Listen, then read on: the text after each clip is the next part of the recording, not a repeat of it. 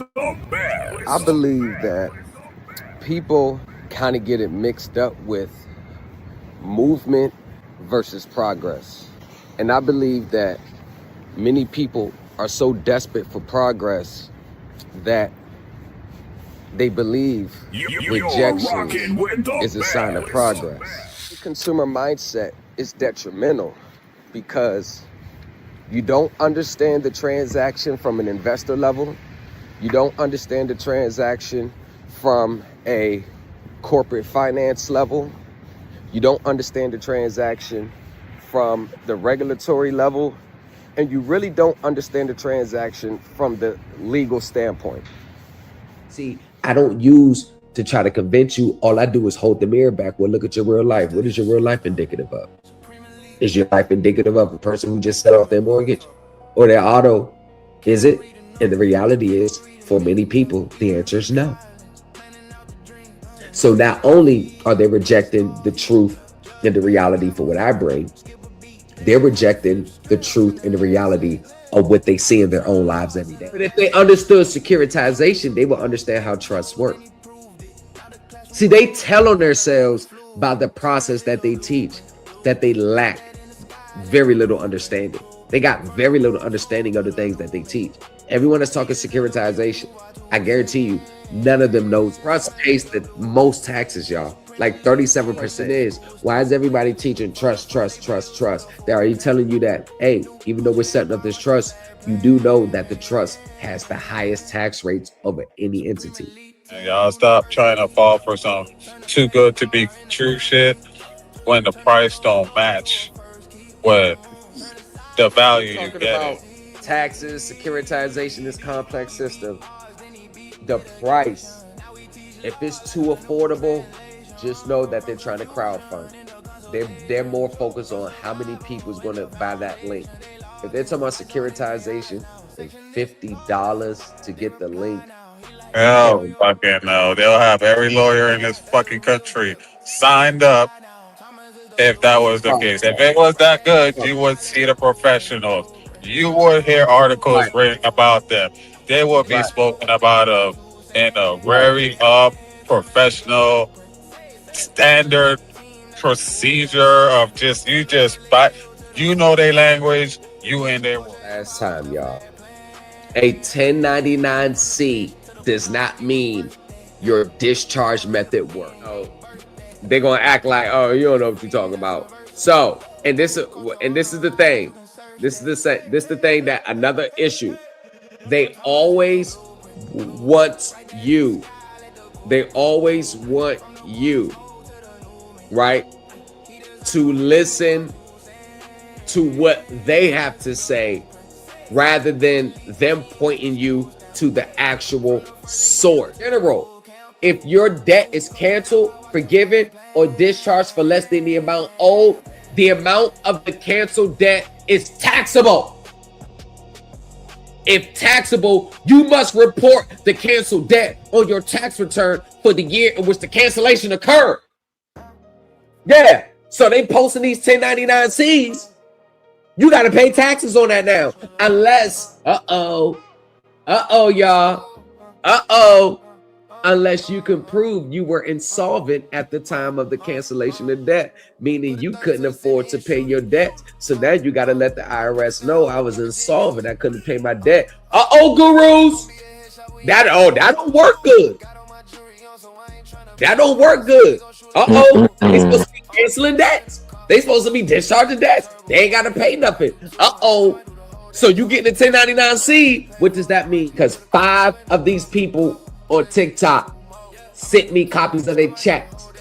But when I asked them, let me see the final entry on your transcript, it should say an 846 or the manual refund for that same amount. Ain't none of them send it to me. They'll never show that. Ain't none of them show it. That's that receipt.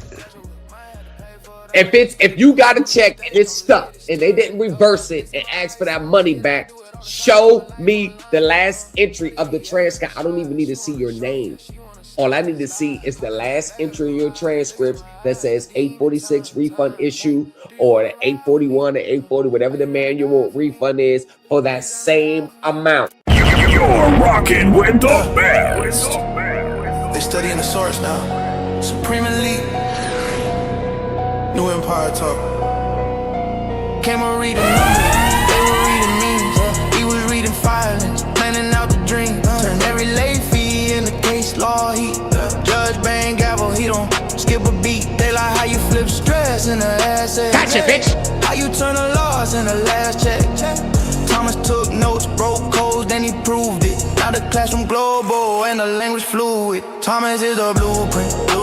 Write that in the sky, let the crew print. From the courtroom smoke to the new man. He designed the way we move our 2 cents. Thomas is the blueprint. Supreme Elite team, that's the school stamp. From the first lay bill to the full camp. New culture empire, watch the flag plan. Supreme Elite team, university. Turn the credit star into currency. Turn the closed door to a first key. Turn the side job to a legacy. He beat odds, then he beat litigation. Now we teach law like a new translation. From confusion into consultation. From survival into foundation. They log in, lights on in their eyes now. Section this, call that. They reply now. He like, know your rights, then apply now. God, that's the real drip. Let it dry now. Thomas is the blueprint. Write that in the sky, let the crew print. From the courtroom smoke to the new man. He designed the way we move our 2 cents. Thomas is the blueprint.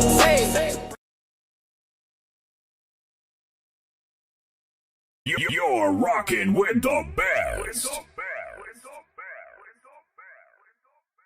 You're rocking with the best.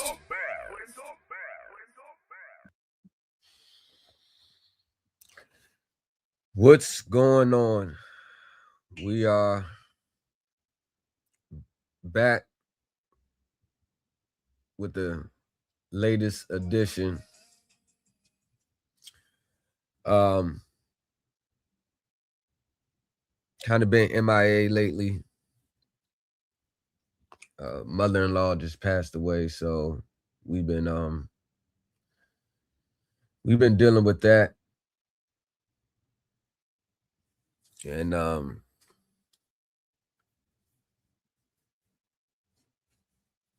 yeah.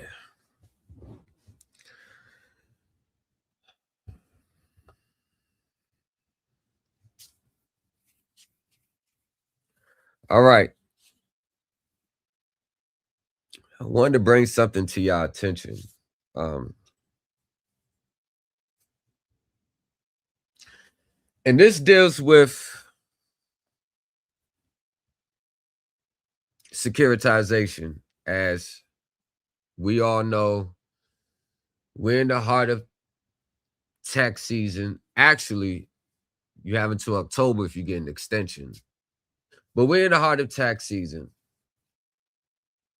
And for the love of Jesus H. Christ, I am getting so sick of people blabbing the word securitization out there. Now, first of all, let me acknowledge Max. Max, shout out to you for securing your seat. We will see you tonight around 7:30. You're rocking with the best. Shout out to the other members in the group, the New Culture Empire association with the Supreme Elite Team. Supreme Elite Team University resumes this week as well. Now, as I tell my class and group all the time, whether in set you were just meeting up, if you don't fully understand securitization, you're not going to understand the tax treatment for those items of income. I'm going to clear the air one more time. Just because you received a check or may have received a check from years 2020 through 2023, it does not mean what you did then is going to work today. The Internal Revenue Service significantly laxed their regulations during the COVID years. And if you read the bill in which the stimulus checks were included in it, if you read the bill and you read the memos, the IRS agents were told, don't overanalyze too much. If it looks sufficient on its face, give them the benefit of the doubt. Because we're in COVID. Those agents, they did not want to be in the office any more than they had to. A lot of agents were working remotely. You have about 50,000 of returns. Let's good. Sign off on it. And they're still taking that little small window that they gave people and saying, yes, this process works today. When they show refunds, you're never going to see 2025. You damn sure ain't going to see 2026 with it sticking. We're not talking about a check. I got a check around here somewhere. Anyway, I think it's in my other files. It only sticks once the refund is issued by the computer. It does not mean the IRS approved it, because the IRS has a rule. Get people their refunds as fast as they can. As soon as the refund is issued, that's when they go back and check the account, because once they issue a refund off the break, they have not confirmed that whatever the withholding was, whatever item of income that's the subject of the return, they have not confirmed it right then and there that they received the payment. They assume that they're going to receive the payment. So if no payment was ever made, or the taxes were ever made on your behalf, or you got credit for those taxes paid, they are going to reverse it. There is the government, you never get a refund because the government is just giving you your money back. That's not how you get a refund. You must pay into the treasury, or payments that were made into the treasury, you got credit for it. That's how it works. There's a system that's already set up. And if you want to understand how that system works, just look at the simple employer-employee relationship. Just look at how that structure is. Your employer takes taxes out of your checks, deposit it into their tax account at the bank. They give you a copy of the W-2 at the end of the year and say, look, this how much we took out your check. The IRS knows it. When you file your tax return, you attach this W-2 to it. Once the IRS sees the tax returns and they see the W-2, they check the payer's data. Okay, shows that they took this out. All right, send in a refund. This is why legit, normal refilings come back fast. They can verify it fast. Now, whether the bank sends that money to the treasury, that's another thing. And guess what? It don't even matter. It don't matter. Because if you understand the GAO, if you understand how Treasury account works, if you understand how money comes into creation, if you understand that Federal Reserve notes are not issued unless there is collateral security that is going to back its issuance, you will understand that all the money that's being taken out of your taxes throughout the year, it rarely ever hits the Treasury.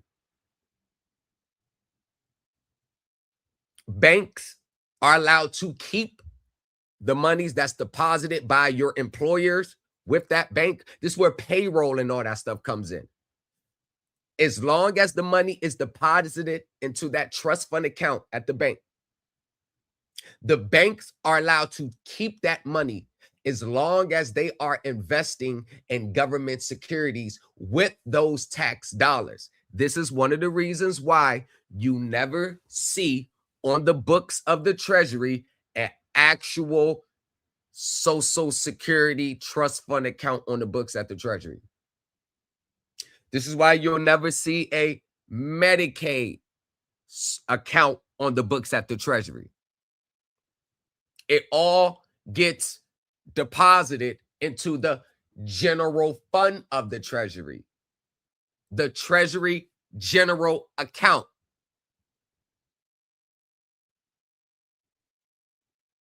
And yes, taxing for Social Security and Medicaid is wasteless. It's useless. It's no point. There is no need. Because Medicaid and Social Security are going to be funded whether we pay taxes into it or not. It's called appropriations. So ask yourself this question. Why am I paying for taxes and Medicaid when these same Medicaid, Social Security, they're funded by government appropriations every year anyway? Means they just print money to fund them. It's not necessarily being funded with our tax dollars. See, that's the whole biggest misconception about this world is we always think our tax dollars are going like for the roads, the tax dollars are going for this, tax dollars are going for that. Regardless if anybody pays taxes or not, it's going to be funded by appropriations. Because Congress holds the purse of the government.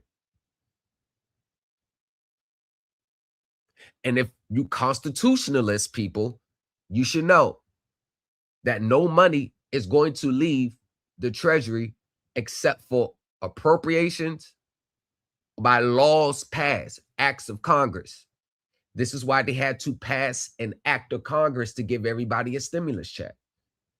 They could just issue one. And once a law is passed that gives you tax credits, a law's passed that gives you a stimulus, laws passed that creates certain credits for clean vehicles. Once Congress passes that law, there's a budget, probably $1.2 billion for clean energy tax credits on your tax return, $500 million for tax credits on worthless securities that you took a loss on. Though that money goes from Congress, printed by the Treasury Department, and gets deposited into the internal accounts of the Internal Revenue Service. And this is where the credits are issued from there.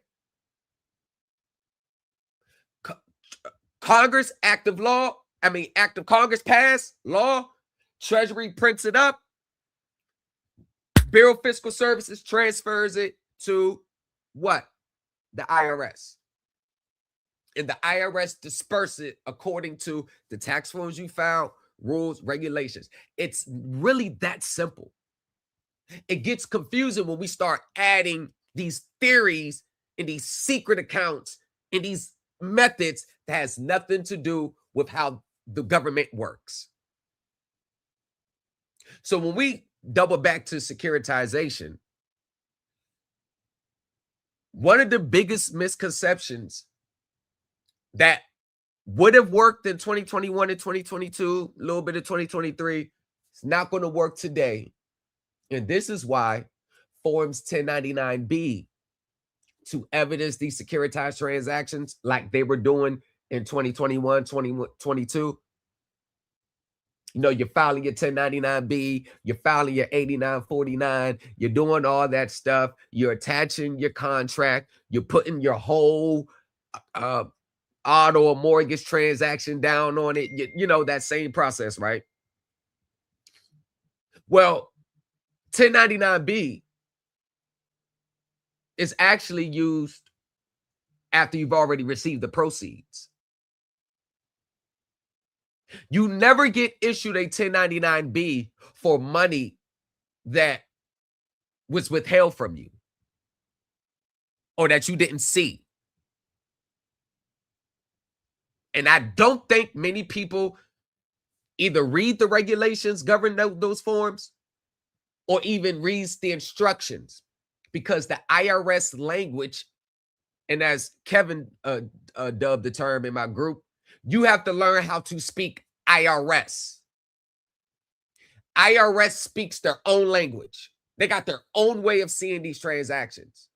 So the way the IRS looks at a securitized transaction, it's not going to be the same way the finance company looks at it, and it damn sure ain't going to be the same way we look at it. The IRS is not there to refund you just because you attach a contract. Because with the IRS, they're only dealing with the tax treatment of the transaction. They're only dealing with the taxes associated with the transaction, not, oh, here's the contract. Oh, they've already received payment. Oh, the contract is the money. Because the default IRS position is that you entered into a consumer transaction. There is nothing on the books of the Internal Revenue Code of 1986 that says, borrower, just because you have a mortgage transaction or an auto transaction, or simply by the fact that you just placed your money with the bank, that you are entitled to a refund for the sole purpose of that taking place. Because when you look at the framework and what the IRS is looking at is who covered the taxes for this item of income that you're requesting a refund on, and did you overpay taxes on this item of income in which you're seeking a refund. And if you did not physically pay the taxes, because very few people are ever in that situation, then who paid the taxes? And then the next question is, were you supposed to get credit for those taxes paid? See, securitization has nothing to do with your contract. It has nothing to do with your contract. And that is where people still get in trouble, because they don't understand that the contract that you signed has nothing to do with what? What does that have to do with? Your contractual transactions that you filed. It has nothing to do with it. As a matter of fact, a securitization is a transaction that took place with other entities, the investors, the conduit investors, the warehouse lenders. It's the transactions that they did. We wasn't there when they put all that together. So the default position is, how is it? Are you going to take your consumer auto contract or mortgage contract? How are you goofies going to take this? And how do you get securitization out of this? How do you get securitization out of a simple retail installment contract? How do you get securitization out of that?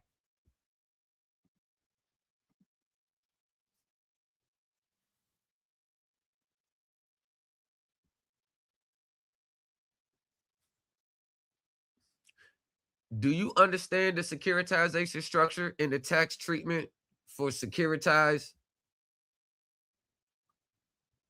transactions?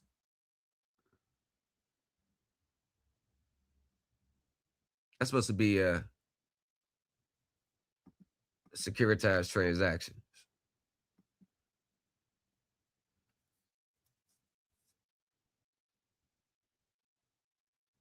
Because in the tax class that will be starting 7:30 tonight, the question is, well, not for people that's already in there, but the people who are not in there. And for people that's online in these spaces, do you truly understand the structuring of securitization? I know 98% of the people that talks about it don't, just because of the words and the things that they're saying. I know they don't, because if they knew, they wouldn't be saying the things that they're saying. Now, this is where most people get it wrong. They see a transaction. That's what they do. They'll see a transaction. They see the word transfer. They see the word sale. But the Supreme Elite team, we're going to ask the questions like, who's actually directed or directing what happens next? Who's making the decisions?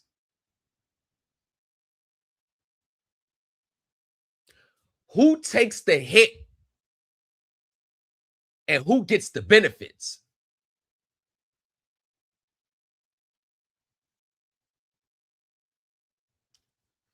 Are you making this analyst? Do you know from a regulatory standpoint how the transaction is supposed to be accounted for if it's a sale versus a financing? How does the IRS look at securitization? And then how does the finance company look at securitization? Hell, how does the structures operate?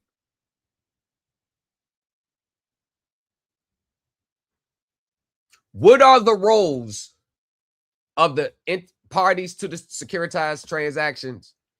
And what's the IRS treatment of these parties? Who is considered the disregarded entity in this stage? At what level are the taxes borne? Is it borne at the investment level? Is it borne at the entity level?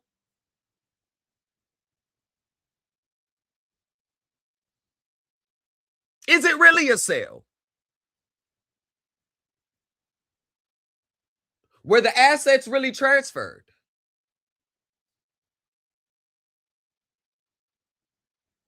How much is $5,791.06? How much is that amount qualifies as true interest under the Internal Revenue Code? What is the definition of interest?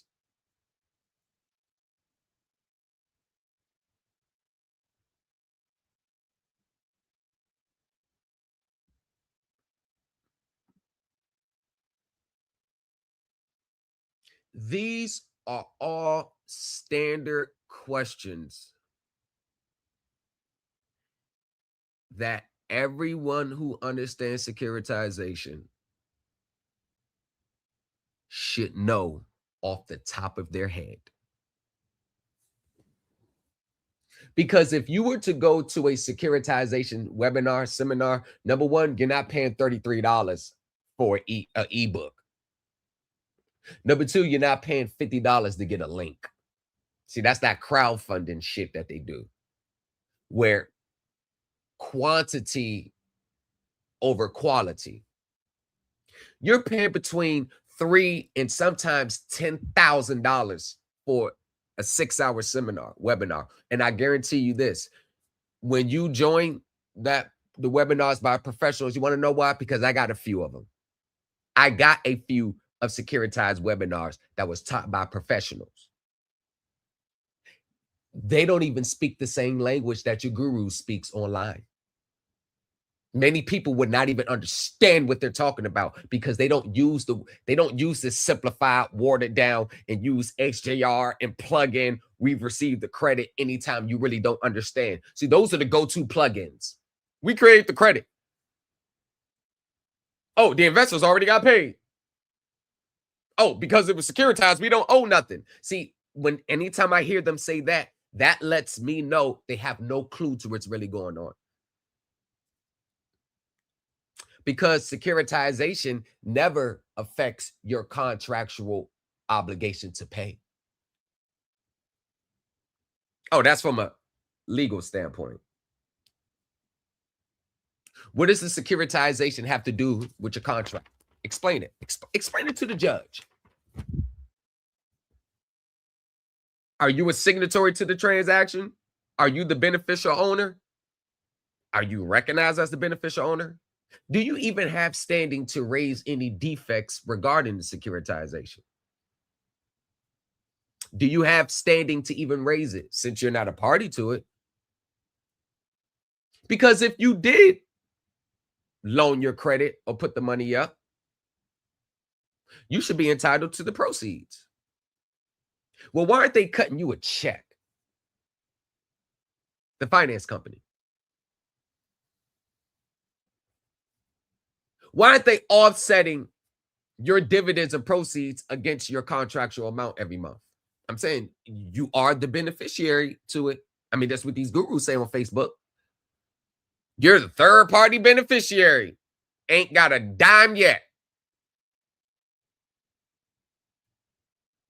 I've never known that a third-party beneficiary is still getting their vehicles repossessed. How does a third-party beneficiary with all these rights, why you still getting your vehicles repossessed and foreclosed on? I mean, securitization is not a secret. It's been around longer than a lot of us been alive. So, and that's what we're breaking down in the tax class. And tonight we're going to finish up reading from one of the big four in accounting firms, the taxation and the treatment of securitized transactions. Oh, by the way, the IRS seeks opinions on accounting from this company. The IRS actually values their opinion. Actually, the IRS seeks their advice all the time. They get opinion letters from this company all the time.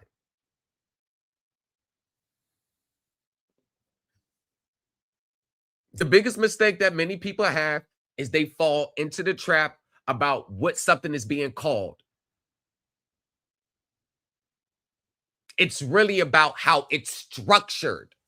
So when I ask people, do you understand securitization? I'm not asking you, do you understand securitization? Meaning, can you like replay the words back to me? Can you repeat? Can you relay what you heard? No. Do you understand the inner structurings of securitization? Because that's how the IRS is looking at it. Hell, even the IRS knows when they look at these transactions and who's being taxed on what, they're not even looking at the contractual balance of what you owe. Same thing I've been saying. Because what they say what you owe in the contract is never what you really owe. And I can prove that. Matter of fact, my bad, I already did. Oh, I already proved it. Another thing. In these securitized transactions, there are multiple parties involved. And what the IRS does, the IRS knows that these finance companies are bullshitting everyone.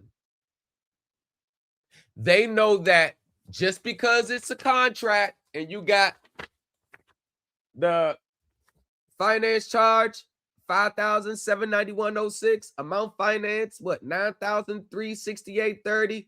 Total payments, $15,159.36.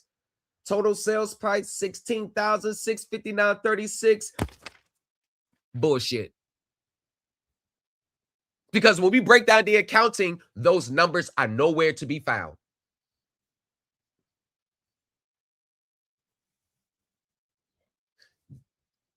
Do you actually know why they write off your account in 90 days after it sits in non-accrual status and they don't expect to receive payment from you anymore? This is why they issue the 1099-C. You want to know why they do that? See, do you know why they do that? The answers in class 4 of set U. The direct answer, not just for me. I let the judge tell you, and I let the ISAB tell you, and I let the FASB tell you, and I let the other professionals tell you. Don't take my word for it. Challenge the professionals.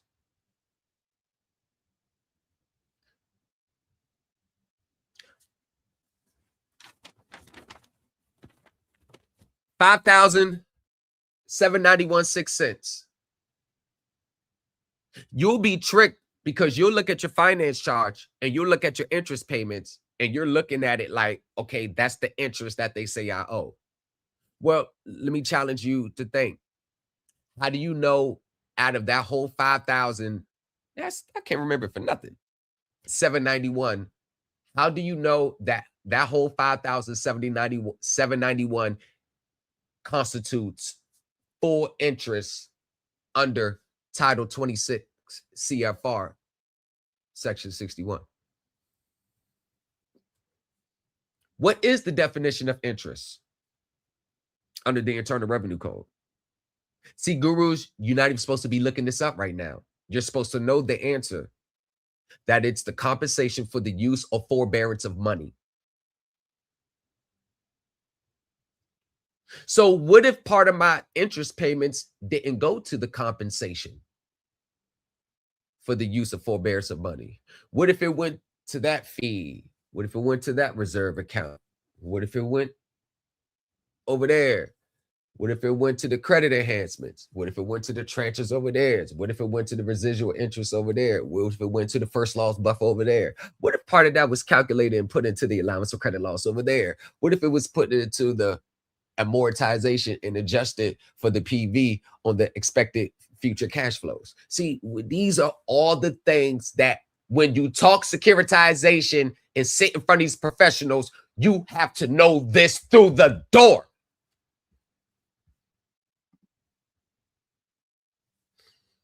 You have to know this through the door.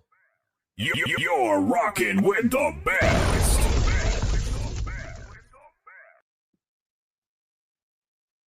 You have to know these things through the door.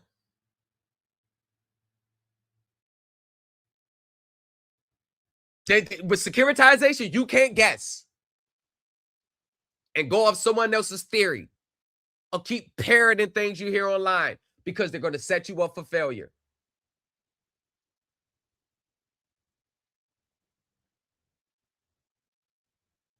So in the securitization, there's multiple parties involved, but who's the one party that is actually directing and driving the outcome?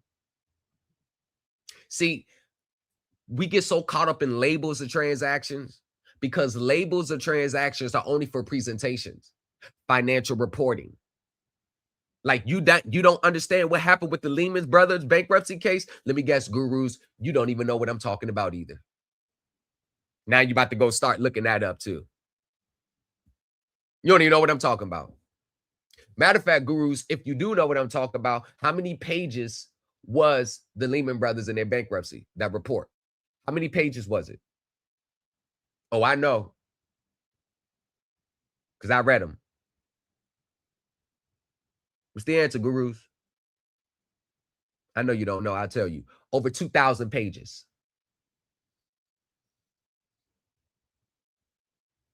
You know how they cook the books, gurus? Because everybody has a tax class or securitization class. Do you know how to cook the books? Do you know how they do it? Do you know why they changed the FASB and the ISAB standards after the 08-09 recession? Do you know why they did it? It's in part 4. Set you. It's in part 4. No, real talk. It's in part 4.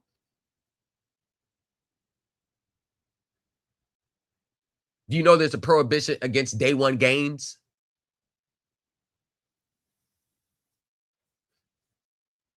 Now, what am I talking about now? It's what I mean. It's what I mean. We're not talking social media level here. We're talking corporate professional level here. We're not talking social media level.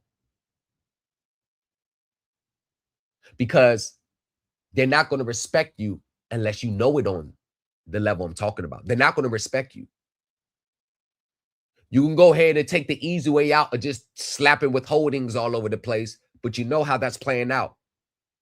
Many accounts are getting reversed. Actually, someone just sent me a transcript of someone's $350,000 refund check that got reversed, and they scared that person into sending the money back. See, this is what they're not going to show you. They're not going to show you that those withholdings are fraudulent. They're not going to show you that the IRS is reversing those accounts. They're not going to show you that the account is reflecting a balance due. And they're not going to tell you that if you don't send that money back, that is your ass.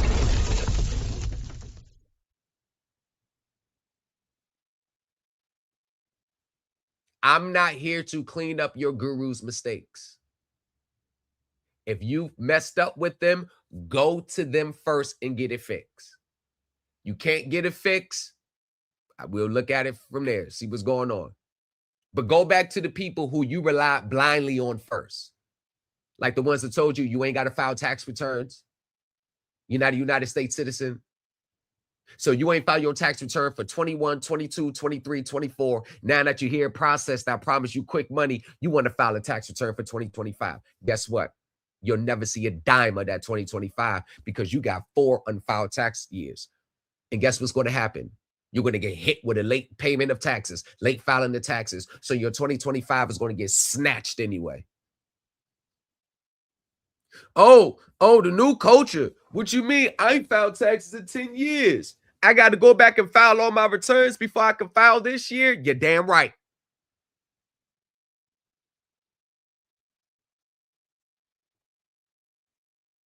That is the worst thing that you can ever do, is not file a return. I'm not saying what you have to account for on the return. And another thing, thank you, I brought it up. Whether you owe taxes or not in mass is going to depend on your accounting method that you use. Consumers are cash basis. Consumers only see what actually touched their hands and what actually goes out.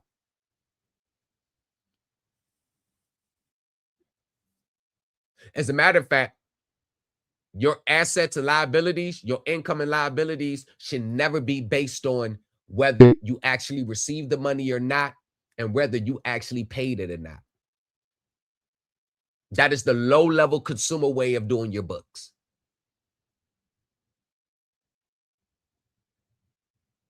See, in the corporate finance world, they know their income is never what touches their hand. Their income is what they're entitled to receive, whether it hit their hands or not. Their liabilities is never what they actually paid. Their liabilities is what they incur.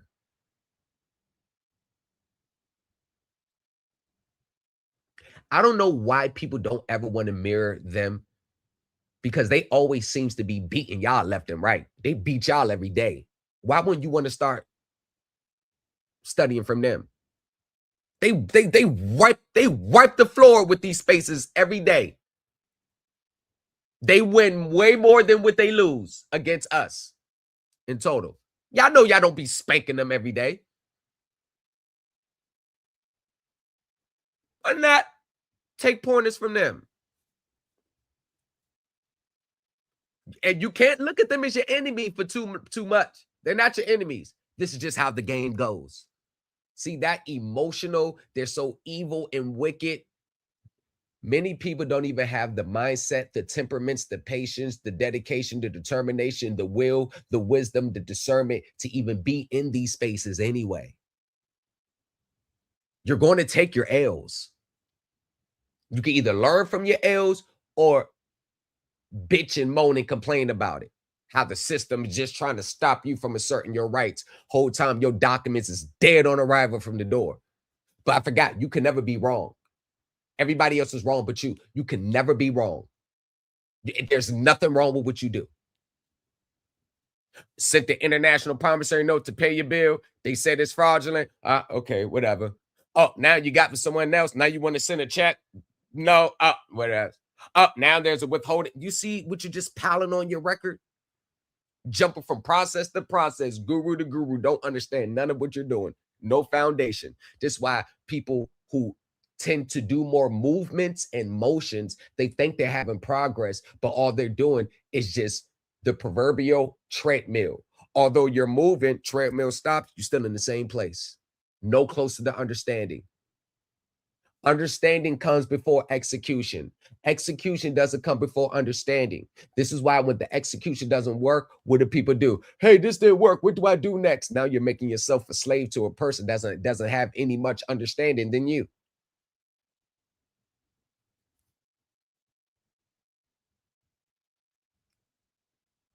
So the securitization labels, they are for presentation, financial reporting, regulatory reporting. But the actual securitization structure, like, where does the money go from here? Once the money leaves your hands, goes to the servicer, where does it go from there? You can't just say, oh, it goes to the investors. That's not necessarily true. That's partial true. But where does your money go? How can you inform the IRS that, let's say your interest is $30,000? How can you inform the IRS that $27,500 of this interest is mischaracterized? It does not represent true interest. So how would you know to inform the IRS that the $27,500 did not go towards the compensation for the use or forbearance of money if you don't even know where the $27,500 went after it left your hand?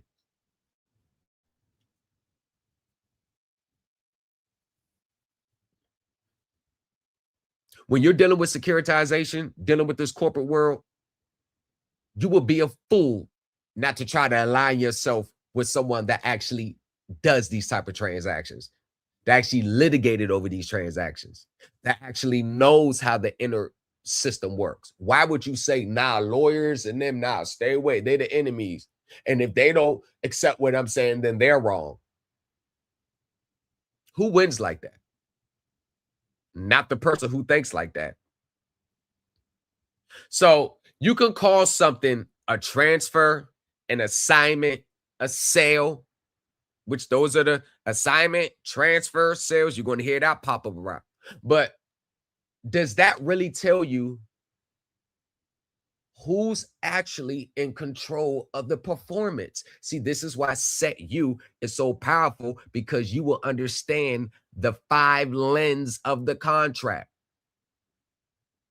It's all about the performance. Who performs on what? If this asset pool is not performing, how do we compensate for that? What would I do if I was running it? I can't say everybody you got to start thinking like them, because we know many people don't think like them. Many people think like consumers. You can't understand their world if you're approaching their world like a consumer. You got to approach their world like a corporate professional. And if you say, I don't know what to do, or that's too much, I can't do it, then this is definitely not for you. You do anything else that you want to put your mind to. What's wrong with learning a new way of life? What's wrong with obtaining a new mindset? What's wrong with challenging yourself to do something that probably you'll be the only one in your family that ever done it. What's so wrong with it? I know people want quick, fast, and results because that's what's been heavily marketed. We know everybody chases the fast method. We know everybody chases that. And you can continue to chase it all you want. But ask yourself in your everyday life, is your life indicative of someone who's acquiring knowledge and understanding, building a solid foundation? And no, you cannot use money to measure that. Money is not the measuring stick of whether you know something or not.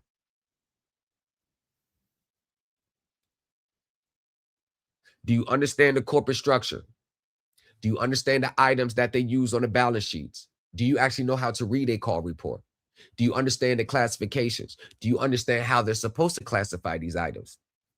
Do you understand the consequences for not classifying these items? Do you understand how the IRS treats these items of income? And what do they deem in certain circumstances if all the facts and evidence points to the transaction did not go according to what the form says? How do you know how to look beyond the label of the contract? Because if you're just to attach my contract to my return, you're actually working against yourself because the transaction never went down the way the contract says.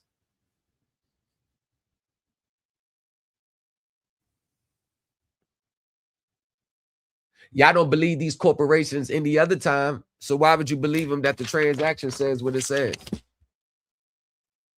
You know, when you look at a retail installment contract like this, do you know what's going on right here? You got about 4 different transactions wrapped in one. You got 4 different transactions wrapped in one. So you got the APR. See, consumer world, well, that's the annual percentage rate. Corporate world, that represents the difference between the yield. So I'm looking at that, I'm saying, okay, all right. So if I got to pay them 4.2% back, I'm going to charge 25.99 so I can benefit from the spread.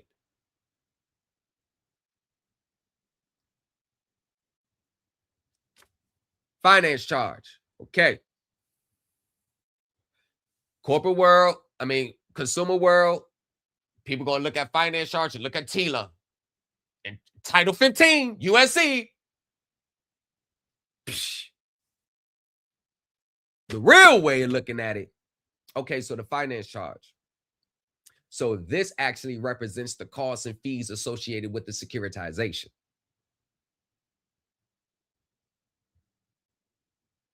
Now, you look at the amount financed.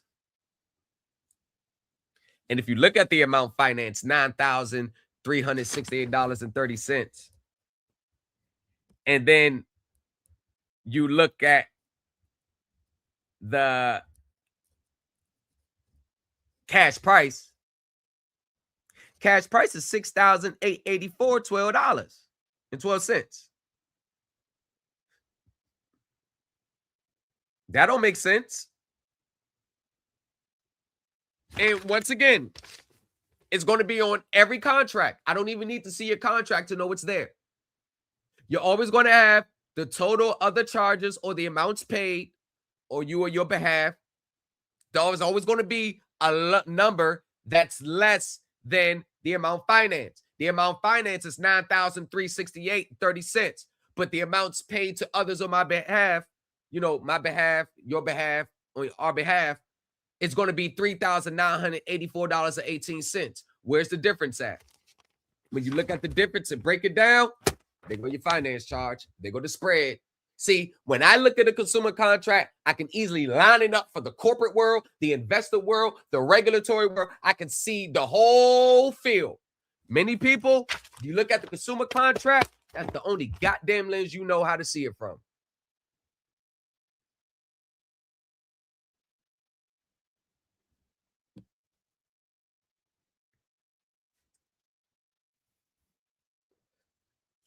because we think the names determine the outcome. It's the structure that does. Now, I'm only telling you what the professionals were telling their students.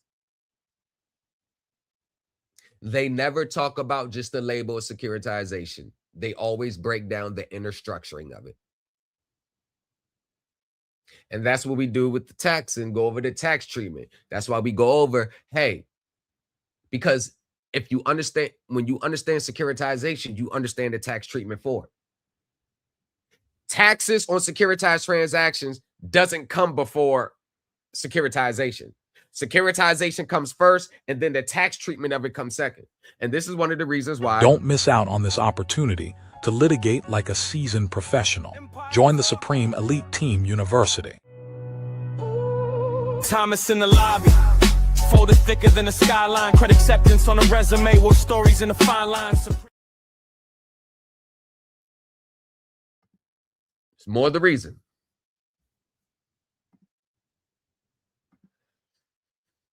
He said, you telling the truth. How did they sell classes but don't give an example on their success? Well, the reason why I believe that they don't give an example of their success because I don't think they have to. I don't think it was required by the people who takes their classes. I don't think it's required. And then the ones who do ask the questions and they do get a yes, you know, it's always going to be shrouded in some type of leaving you with more questions than answer. But in reality, it's not uncommon for people to pop up with classes guaranteeing success without actually having been successful themselves. So like so there's a difference between teaching a class on how to do this and then saying once you do this, this is going to be the outcome. I think that's disingenuous in itself because no one can ever determine, like you got to have a crystal ball. You got to be able to read minds. And there's a difference between teaching a class regarding the regulations and the structuring and the tax treatment from it. Because once you have all the pertinent information, I believe many people will know how to do these returns or present their claims on their own. I don't really believe in giving you the answer. I believe in providing you a different level of information and source that you may not see every day in these spaces to give you more data so you can make a more informed decision. It's hard to make an informed decision if you just keep hearing the same things. Where's the opposing views? What sources are you citing? I can tell you, I cite from the Big Four. I cite from college professors, the faculty staff that publish papers on it. I cite from the top academia scholars in these fields. My sources include, of course, y'all know the ex-SEC attorney, ex-Federal Reserve Bank examiner. So I try to mirror myself as closest to the professionals as I can and get my interpretation off of reading multiple professional sources, reading multiple case law in courts to see how does the courts look at these things. So I go from the 5 lenses. So you got the consumer, you got the corporate finance, you got the regulatory agencies, you got the court, and you got the investor side. So once I get an understanding from all those different angles, then I'm confident enough to give my interpretation of what this means because I have parameters and frameworks that I won't step outside. So I'm always, if I'm giving my opinion, I'm always going to preference that. I'm not sure, but this is what I believe. And then I'll just get on the phone and be like, yo, can you confirm this with the professional? See if this is actually, I don't need the answer. Just let me know if I'm on the right track or not. So now One of the most interesting parts is that every transaction, securitized transaction, is someone making day-to-day decisions. You got to identify who's that. Someone stepping in when things go wrong. What happens there? Who's going to take the first loss? Who's going to take the second loss? Who's going to get the third loss? Hey, first to get paid, last to take a loss. Second to get paid, second to take a loss. Last to get paid, first to take loss.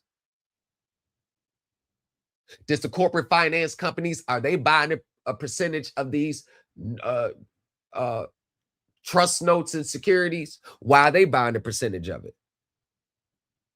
So it always got to be the why. Because y'all love they love to pepper me with questions in the email. Won't you ask these gurus up 5,000 questions? Because y'all be silent as hell in their lives. Oh, yeah, that's how it go. Yeah, and you don't know, can't tell shit from apple butter yourself. But as soon as you say something that they don't like, you're wrong. You're wrong. Explain why I'm wrong. Crickets.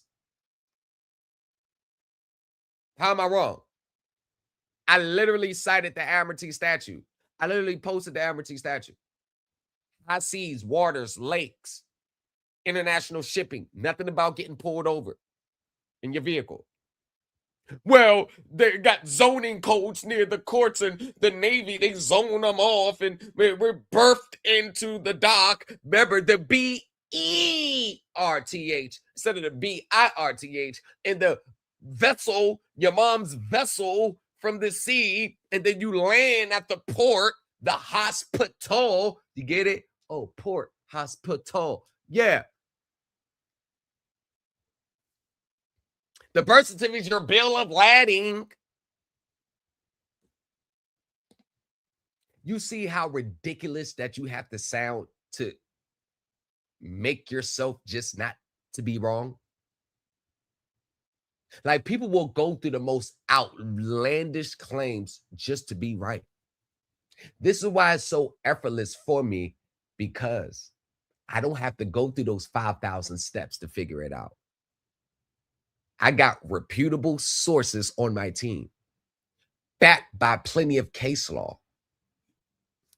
If you remember my credit acceptance lawsuit, you know, I broke down, hey, Your Honor, if this was tax court, the IRS would agree with me. If this was bankruptcy court, they'd agree with me. If we was in multiple different venues, they would agree with me. As a matter of fact, I'm saying the same things that the professionals are saying. Here's what they had to say on the issue. Top level academia, scholars is who I study from. Oh, if you're looking for them to say that the borrower has rights to this, you'll never, don't even worry about it. They will never explicitly say our name.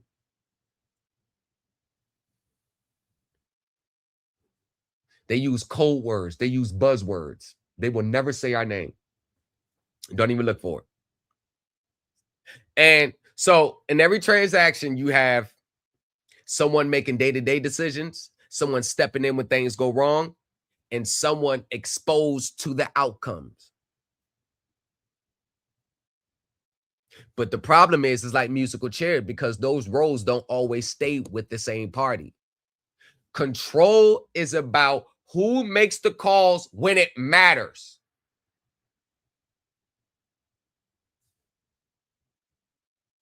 And this is why set you is so important. Set you, for many people, you're going to learn things that you didn't know exist. I guarantee you.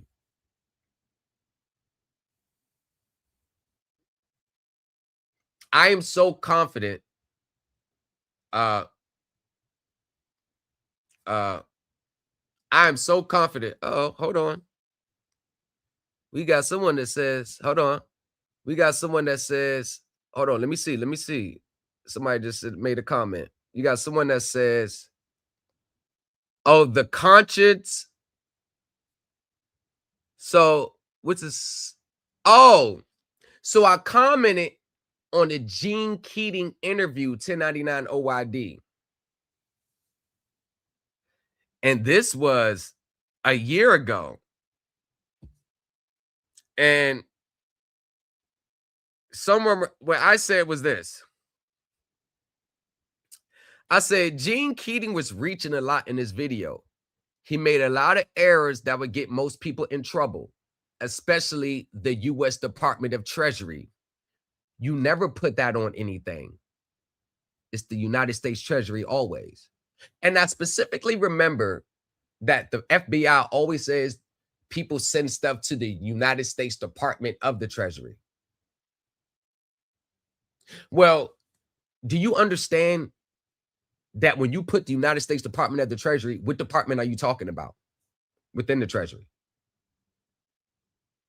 What department are you? Department of the which part? Why do you think, like in the IRS letter, it says Department of the Treasury, then Internal Revenue Service?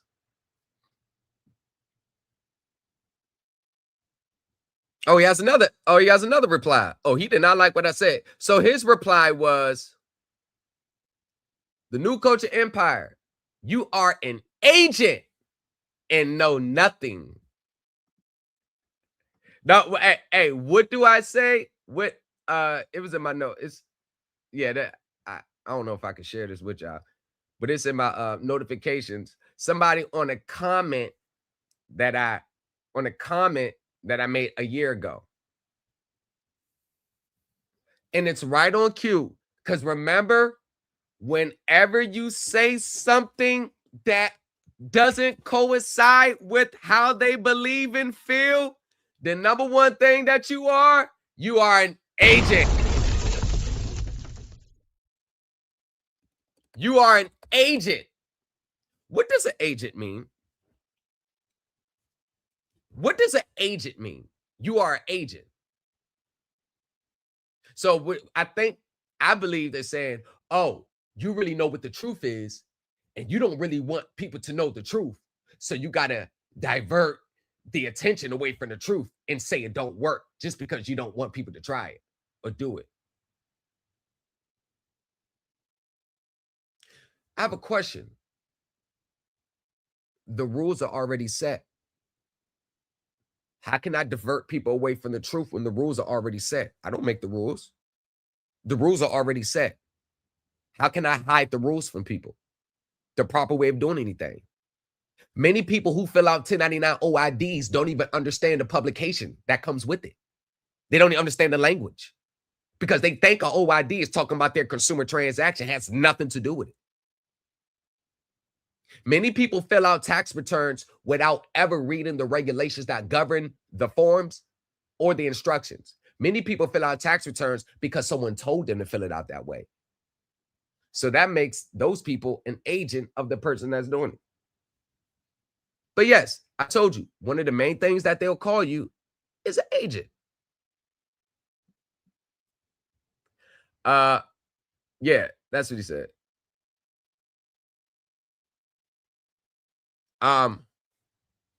Another person said, this makes 0 sense. You said we paid all these investors. Now they did not transfer them. Which is it? And that's one thing with Gene Keating. He always flip-flop. So here's another people that's talking about securitization. We paid the investors.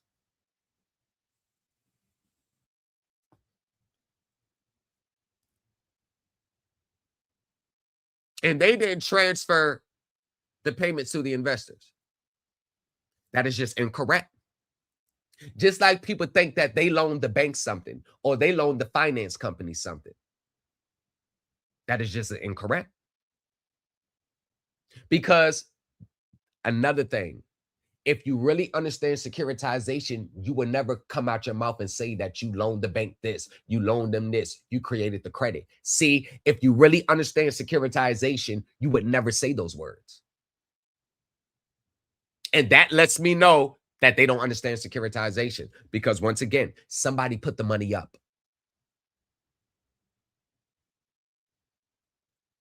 Somebody put the money up for you. I don't give two rats asses if you don't like it. Somebody put the money up.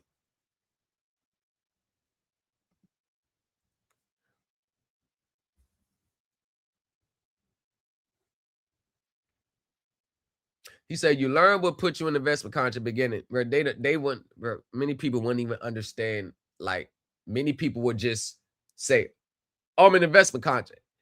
It's you don't like. They wouldn't even understand that just because you say something doesn't mean you proved it. You have to prove it was otherwise. Now you got to learn all the elements of it. Now you got to read case law on it. Now you got to take the case law that you read and apply the facts and circumstances to your own case. Many people just want a buzzword, and the courts and everybody else will fill in the blanks for them.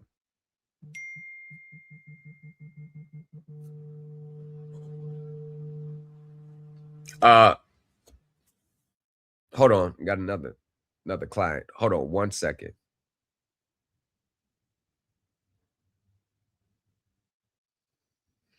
Hold on.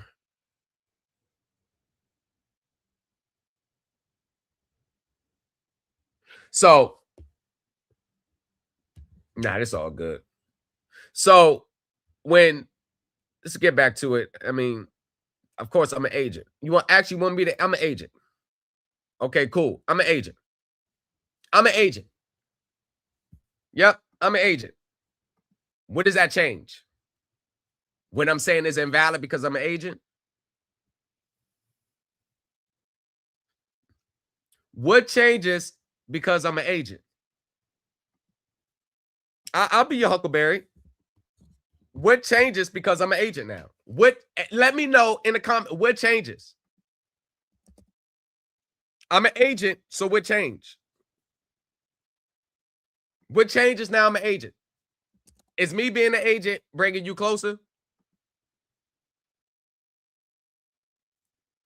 You all just... Huh? If I'm an agent, you know what? I'll be your agent. So if you're watching this, because you know I'm on live, if you're watching this right now, this is what comes with me being an agent. I'm going to show you. I'm going to show you what comes with me being an agent. I'll let you know in a second. But in the meantime, between time, if you haven't joined Set You from the agent, yeah. Yes, I'm the agent. And I'm going to continuously call out the BS processes that people are out here doing. Yes, I'm an agent in that regard. Yes, I don't want people to learn and do stuff the BS way. I'm an agent. What is the role of an agent? I have no idea when they mean that.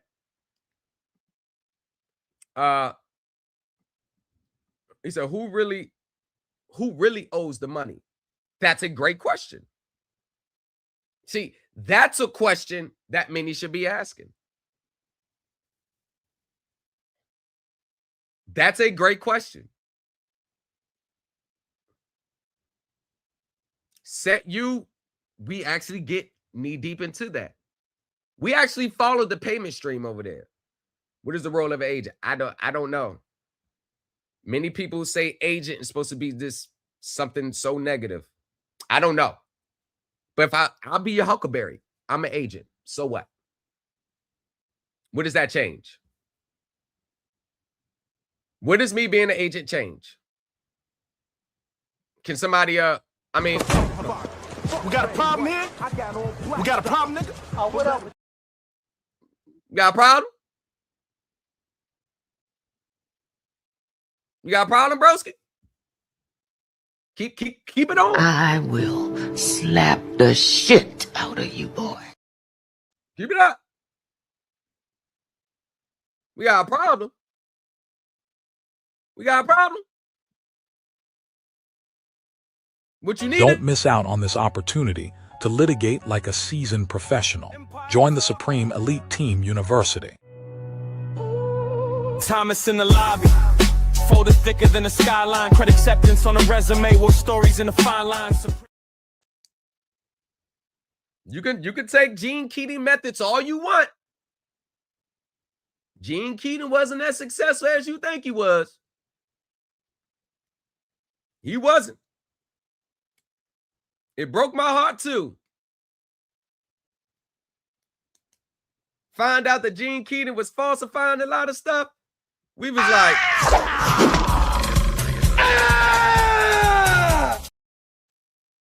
like, dang. But since I'm an agent, you all just called me about 10 seconds ago, so I'm just returning the phone call. Well, at 3:41, I received a call from Credit Acceptance, but I missed the phone call. Okay, because I'm showing the last time we reached, or that you spoke to someone in our department was on the 10th. You were looking over your contract and application and said you went over to the... That's probably what the call, yeah, that's probably what the call was, that just whoever just called me from Credit Acceptance, it's regarding that for the simple information, simple for that reason right there. And this, I believe I've been very trying to work with credit. I'm gonna make it more better. But that's an agent though. I'm an agent. See, that's their way of trying to shut people up that they don't like what they're saying. You all just called as the loan right that for the simple. I'm an agent though. See, you're only an agent when they don't like what you're saying. Information simple for that reason right there.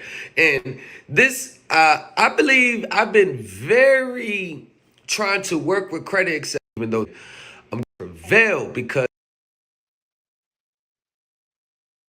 are my main source of my complaint.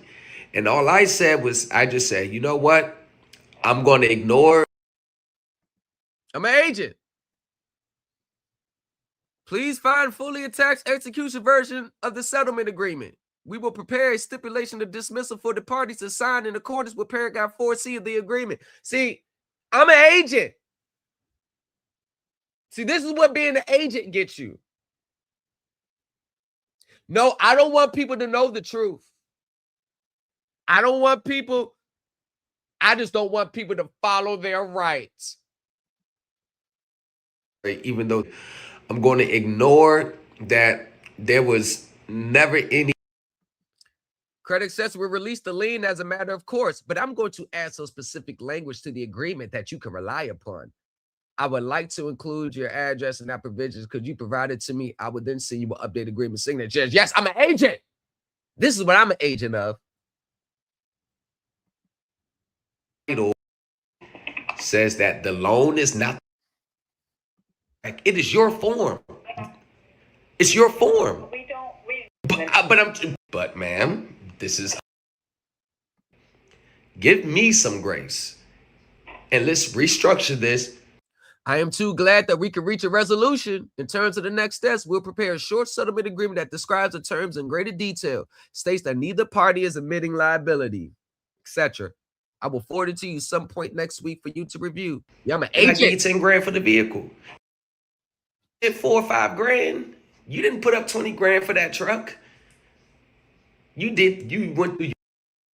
And as the agent, I prove from an accounting standpoint that the payments that are already made already satisfy the liability on the books. Oh, as an agent, because I'm an agent. See, that's what agents do. Agents get deep into the accounting. Agents know how they account for things on the books. Agents knows how their internal operations work. Hell, I must be an agent because I sent them their whole CAPS model. Yeah, you got to be an agent to get that. Yes, sir, I'm an agent. The down payment. But the thing about the contracts is, within 7 days of this fully executed agreement, the parties will file a dismissal of the lawsuit with prejudice with the United States District Court for the Eastern District of Virginia without costs or fees to each party. Ain't got to pay nothing. See, agents step into federal court as the plaintiff while you're current. See, that's what agents do. Agents don't rely on a FDCPA claim. You know what, God King? I think I'm going to start saying that. Yo, come get my birth certificate. Come get my birth certificate process. Supreme Elite team, everything that we talk about is going out the window now. We on the birth certificate straw man. We back on it. Let's get it. Let's get on it. Let's ride the wave with everybody else. See how many people show up. Let's get on it, y'all. Let's get on it. The contracts, they're approved by you all. It is a credit acceptance retail installment agreement. You can't hide behind it. And this was in 2024 while I was preparing my suit. See, an agent takes their time with their lawsuits, like molasses slow. See, an agent is going to wait 16 months till he has everything before he files his lawsuit. See, that's what an agent does. It's on. It is your form. It's your form. We don't renegotiate loans.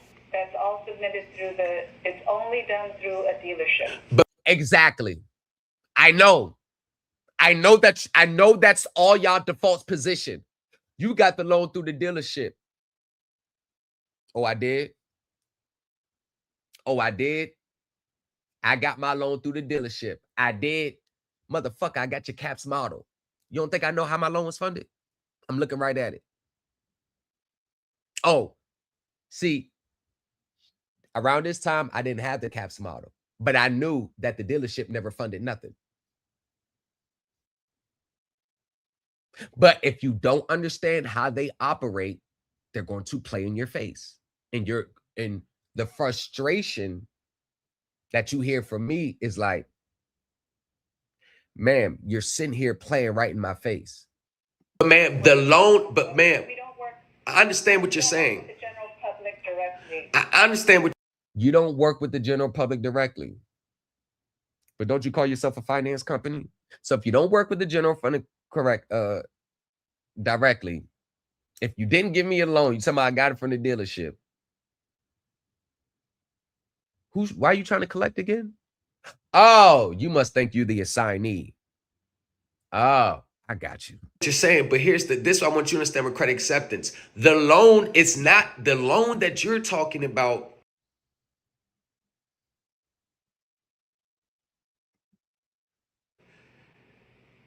This is why.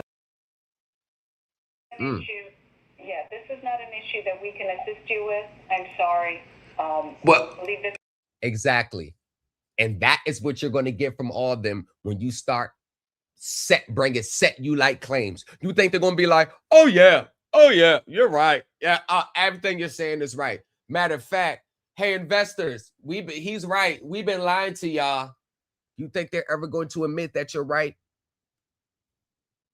And this is why you have to know it and take your time and build your foundation, because the only validation that you're going to get is through your end results. So you got to be able to stand on your own, step into a multi-billion-dollar, trillion-dollar world and hold your own. This is why people take alternative rights, because they know they're too scared. This is why someone was sending a negotiable instrument, a check-in, or sending a birth certificate in. That's easier than stepping into their world and beating them at their own game. You're rocking with the best.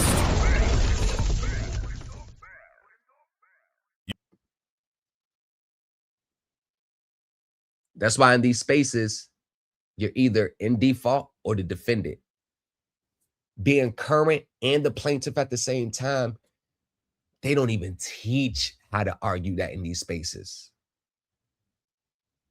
I swear to God, I'm not lying to you. I am the only one who approached it from that situation. Everything else is a defensive FDCPA. You're the defendant. It's already been discussed with you back on the 10th. But here's the thing. I'm calling the number back that just called me.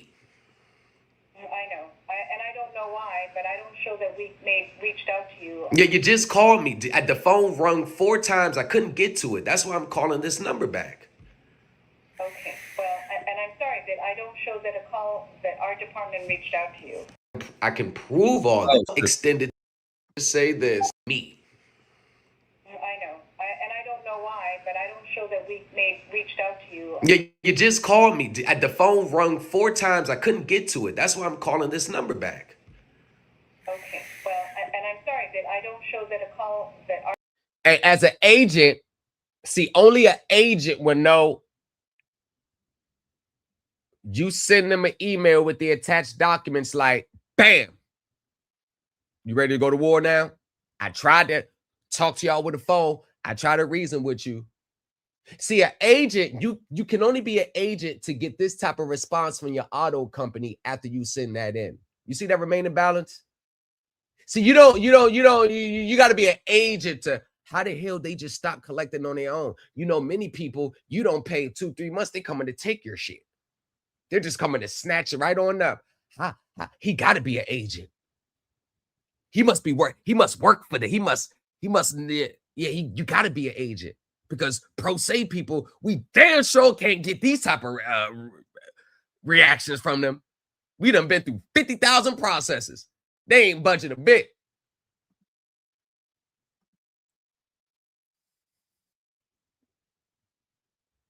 Most people's minds can't comprehend this level of study, and no one. I totally agree, and I try not to make it like, well, we're just smarter than the rest, but I totally agree on that one. You're rocking with the best.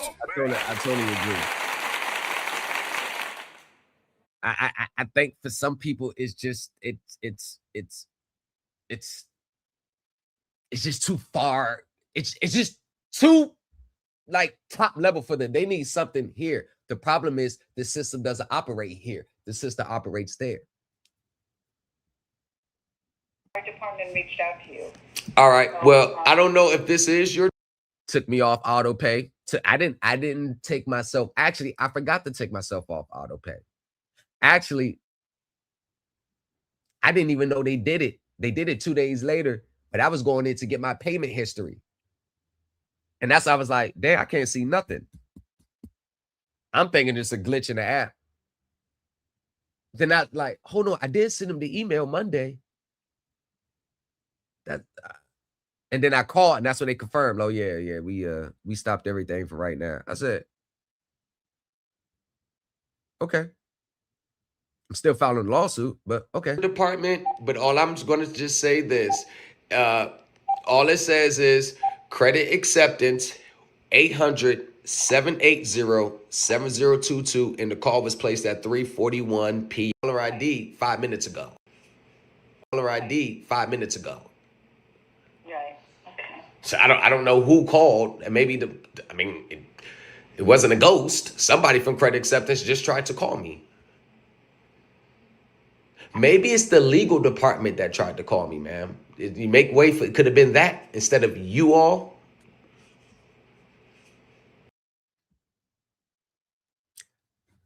Thank you for preparing and forwarding the notice of withdrawal. We appreciate the good faith shown through that filing. I've discussed settlement with my client and I share your proposal from yesterday. My proposal. Credit acceptance has authorized me to convey the following settlement offer. Gotta be an agent. Because everybody's supposed to just get the same like results through these processes and these packages and these one document fits all. You gotta be an agent. Nope, I don't show that there's anything illegal here. Ma'am, we're talking about a missed call. We're not talking about a completed phone call. We're talking about a missed call. Right, I understand. It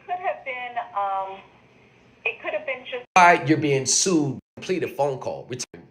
As long as all these violations that I have against you all, you actually think that I'm about to just throw my money away to you all?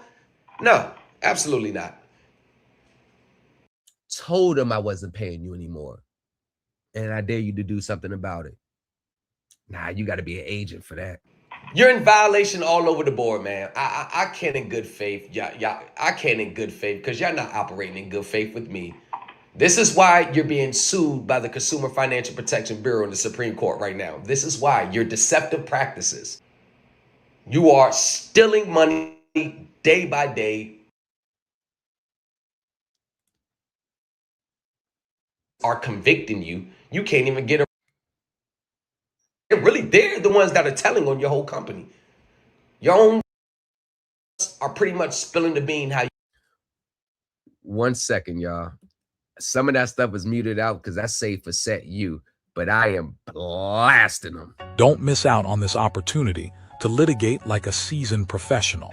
Join the Supreme Elite Team University. Thomas in the lobby, folded thicker than a skyline. Credit acceptance on a resume, war stories in the fine lines. Agent. You really operate. And then when I speak to the customer service agent, y'all have no clue what I'm talking about. Y'all have no idea what's going on. All you're there to do is to collect pay. Oh yeah, while we're on the phone, ma'am, I would like to withdraw my consent to any electronic signatures, any electronic conveyance, any whatever's on that credit application. I'm allowed to withdraw my consent. I do not consent from you trying to collect.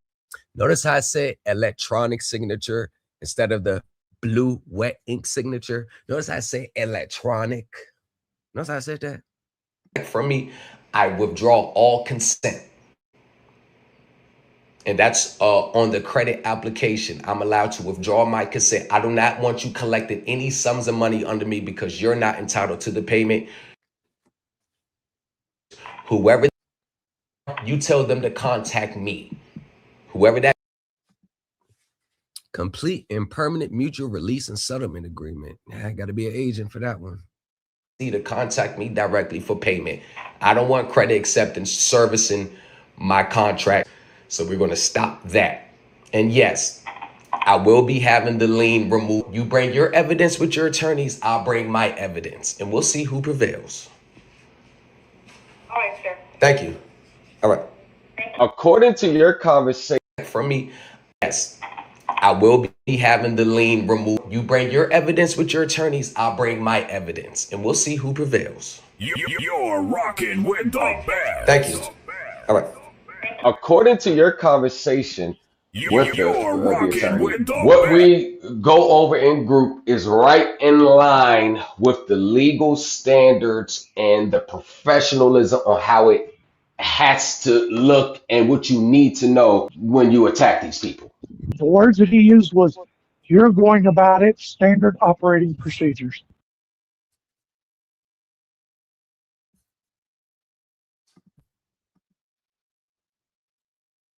Got to be an agent to do things the right way.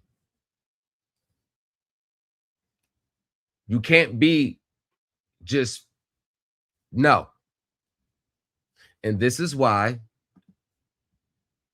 the Supreme Elite Team in the New Culture Empire is actually more of a threat to the status quo than anything else.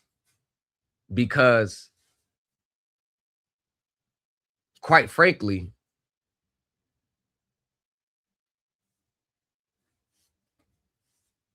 I'm right. See, you can't prove me wrong by saying that I'm like, you cannot prove me wrong based on the information that I teach and what I talk about. Because unlike these other gurus, I led by example with my group. I told my group that I was getting, this was going to happen. I'm doing this so y'all can see. I led by example. So you can never say that I'm wrong. You have to prove that you're right based on what you teach. You can't prove me wrong anymore. I already made it to the mountaintop.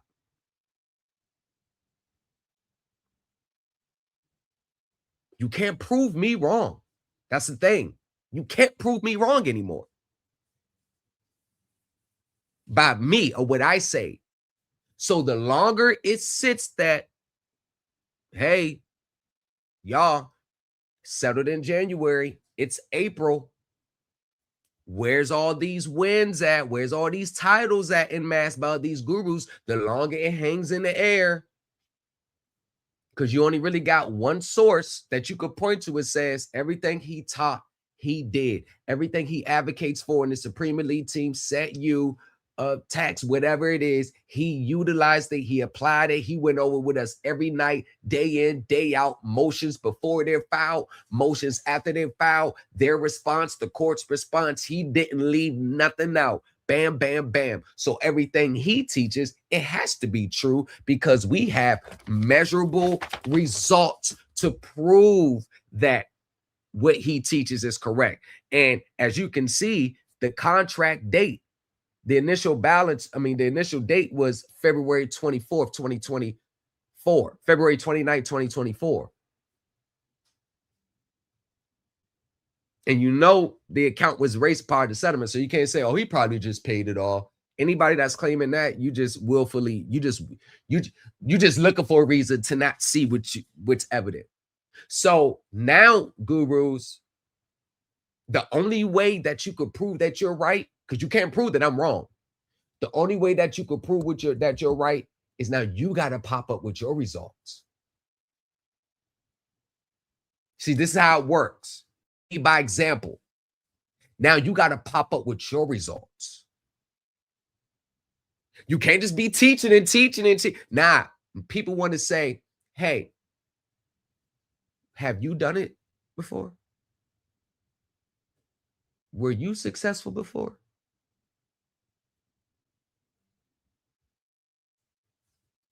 And in the back of everybody's mind, as much as convoluted these spaces are, you know that if bare minimum, you may not know everybody that teaches, but bare minimum, at least that you know, there at least is one channel where I at least know, well, at least he put his money where his mouth is. At least he led by example. The New Culture Empire.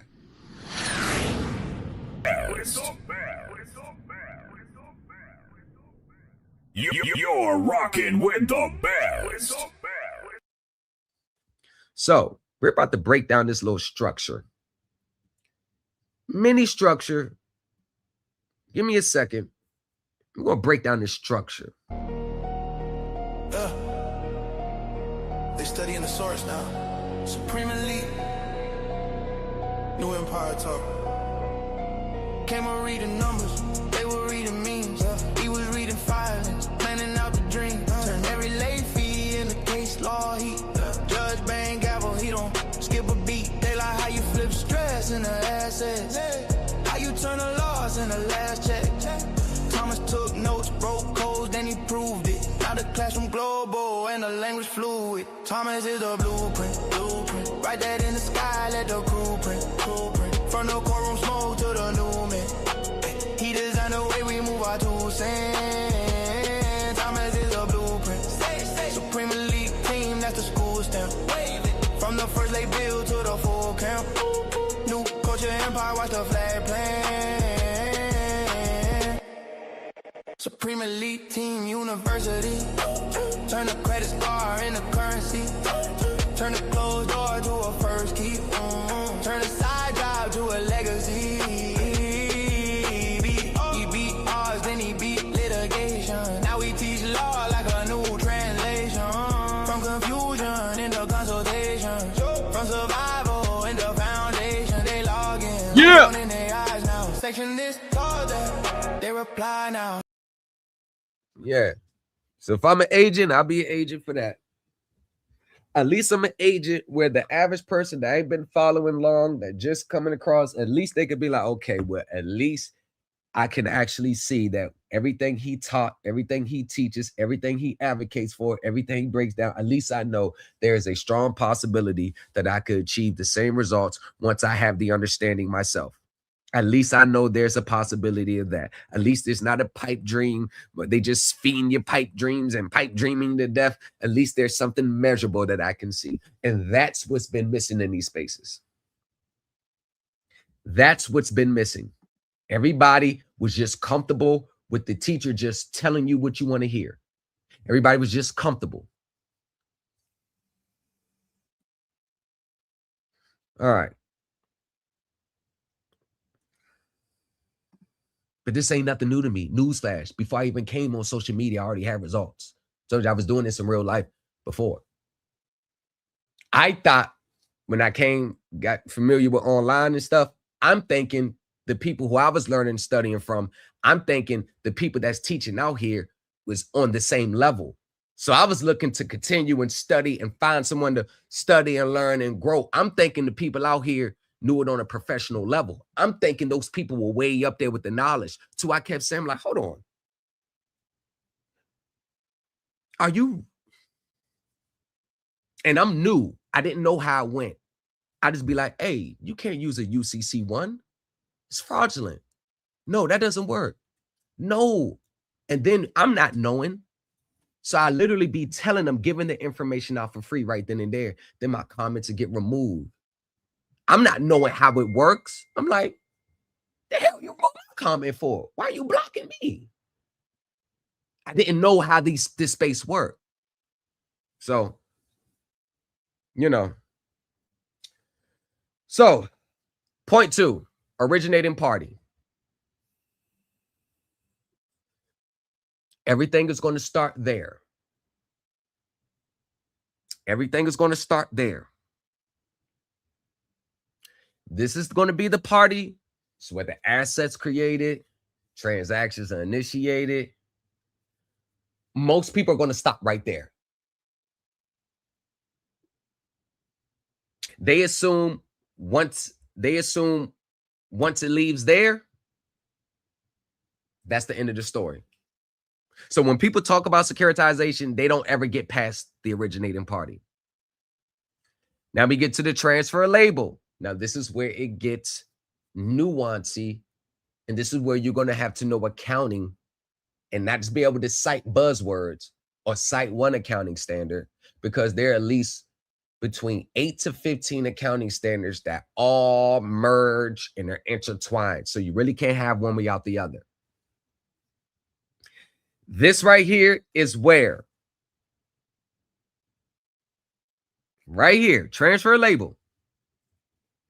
This is the part where a lot of people just get too comfortable. Right there, look at the transfer label. Because now they see a word that makes sense. You see a sale. You see assignment. You look at the word sale as in you're going in the store and buying a soda. That's how you see sale. See, sale has multiple meanings in the accounting world. Just because it says sale doesn't never mean it's a sale. See, these are the things that you're already supposed to know. But yet you're coming to the new culture empire to learn things that we know you don't know exist. Okay. So the buzzwords is going to be transfer, assignment, sale, etc. Once many people see that and it's indicative through their filings, they stop right there. It was a sale. This is why forms 1099B are no longer useful in this situation. Trust me, if you still see people pushing the 1099B with securitized transactions, that you ain't got to say nothing to them. Just know, oh, they're still stuck in the 2020 through 2023 phase. Now, the analyst here, that's where it's going to end for most people. But in reality, with the Supreme Elite team and Set U, this is where it actually begins. So you scroll down to 3. I don't know if I need to scroll my screen down, but it looks good right there. So you got the active manager service role. Now look what happens next. You see how the structure splits? See how it goes this way? Because you have a active decision maker and a service function, but they're not the same thing. Now, the active manager, they're the ones who's making the key decisions. They're the ones that directs the activity. Yo, you go here, you bring that there, you do that there. And they controls outcomes when it matters. Now, the servicer role, many people are familiar with this role. They just carry out tasks. And this is why it frustrates me every time I see people on phone arguing with their servicer. Like, you're arguing with the wrong people. You're channeling your energy to the wrong people. The servicer just carries out tasks. They follow instructions. and they operate, but they can't go outside the box. It's within like a limited scope. They're involved, but they're not driving the vehicle through the transaction. So always keep that in mind with the servicer. They're not really the people you should be wanting to argue with. As a matter of fact, I know that a lot of people are going to address their QWRs or their debt validation claims to the servicer. When you do that, you're going to get a servicer-like response. Only thing they're going to do is just look up your account, look up the contract date, and give you that. As a matter of fact, an effective debt validation letter and QWR response is one that you don't get at all after you send it in. I know we thinking once I send a document in, everything's supposed to be over with. They lied to you. The real world doesn't work like that. Ask yourself, you're my finance company. I loaned you, you loaned me $50,000 to make this vehicle. I owe you $65,000 back. I send a document in saying all this garbage. Are you going to just let me out my contract and eat that loss? Are you going to?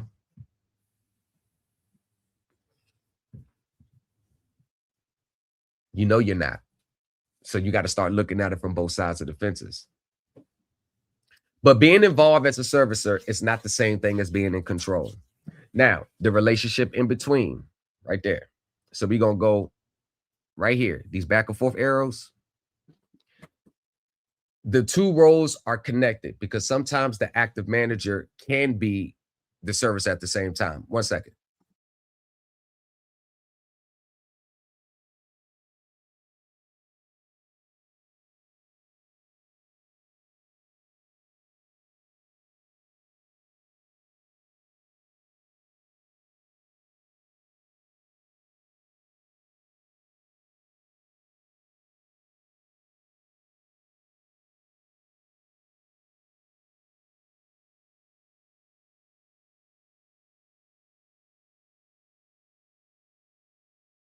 All right. All right. Now, the back and forth arrow, the two rows are connected. But I want y'all to ask yourselves this question. Who has the authority and who is executing? And for many people that reads their filings and read their SEC, like a lot of this stuff should be a no-brainer. That's why these gurus state, y'all, they don't ever read in detail to grasp understanding. They read for buzzwords. Go do your research or read this, read that. What the hell do you mean read it? You act like you're reading a Clifford Big Red Dog book. They got highly technical terms in there. Can you break down what that filing means? Can you break it down and explain to us what it means in a way that we can understand it? And the answer is no. But if you confuse the active manager and the servicer role, if you confuse these two, you cannot confuse these two because once again, you'll be challenging your energy to the wrong people, while the people who you need to be putting the press on, you're letting them slide out the back door because many people don't even know those are the people you need to really be talking to. And no, don't send nothing to the indenture trustee. Don't send nothing to the trustee. You're never going to get a response. I don't give a shit what Tamika says. You're never going to get a response because they have no loyalty. That's in their contract. They're not releasing you out of nothing. Their loyalty and their interest is protecting the investors, not you as the borrower. Don't send nothing to them. I don't give a damn if they charge you $1,500 for that trustee. Send this to the indenture trustee. Send this to them. I don't give a damn. You send the computer share, Wilmington Trust Company. You're not going to get a response. They're not going to let you out of nothing. You're wasting your time. And that's the problem. A lot of process people are doing. When I say it's dead on arrival, a lot of people don't want to hear it because it's probably stuff that they already invested in or just paid for. Now we're going to get to the performance outcome. Now, this is where everything flows together. This is where the transaction actually performs. This is where results show up, outcomes are realized, and this is how everything upstream is designed to influence. So everything here that you see here is always determined at the later stages of the securitization. So this is going to be the probably going to be your collateral agent. In many cases, depending on the structure, the trust, investors, and their investors representative. This is where the meat and potatoes of securitization comes in. So everything you see here is always going to end up reflected and influencing what you see on your contract. Because the structure exists to control the outcome, the payment streams, who's getting paid for what, who owes this part, how much do we owe to them? Okay, what's our spread? What's the difference? Hold on, we got to put some money aside in case this pool defaults. Hey, how much we got in the reserve account? Hey, how much we got over there? Hey, let's buy some of these securities ourselves just in case the pool defaults. We can serve as a first loss buffer. How about this? How about that? You get what I'm saying? Like all of that plays a role into it. And this is why this is one of the reasons why many people should join the Set U. Now, the benefit side. This is the part where a lot of people ignore the most, because who benefits? That's a question that these are the questions that I at least want y'all to start asking. Who benefits? Who takes the loss? Who's benefited from it? Who takes the loss? Because this is what tells you who is actually connected to what happens. Just like any see, you got to start using real life examples and things that happen in real life outside of this. You got to start using that too. Follow the money. I follow the money. The problem with following the money is what's available online is not really like you got to deep dive research into understanding where the money goes. And these filings be like 200, 300, 400 pages. Sometimes I've seen when I was 1,000 pages. Many people are not going to sit on that document and study and analyze it. That's why they need something quick and fast that's going to jump at the screen at them that make it so easy a caveman can do it. Now, the breakdown. So you got the benefit side. That means the upside participation. That's the upside of securitization. The risk side, as in the risk factors, that's the downside of the securitization exposure. Yeah, and this is where this decision-making cannot be separated from who feels the result. Everybody's going to be interconnected. And this is one of the main reasons why many people, the total amount of payments that you got to make on your contract, this is why it's jacked up and inflated. Why? Because if you want to be perfectly honest with you, let's say you owe $75,000 back on your auto loan. Out of that $75,000,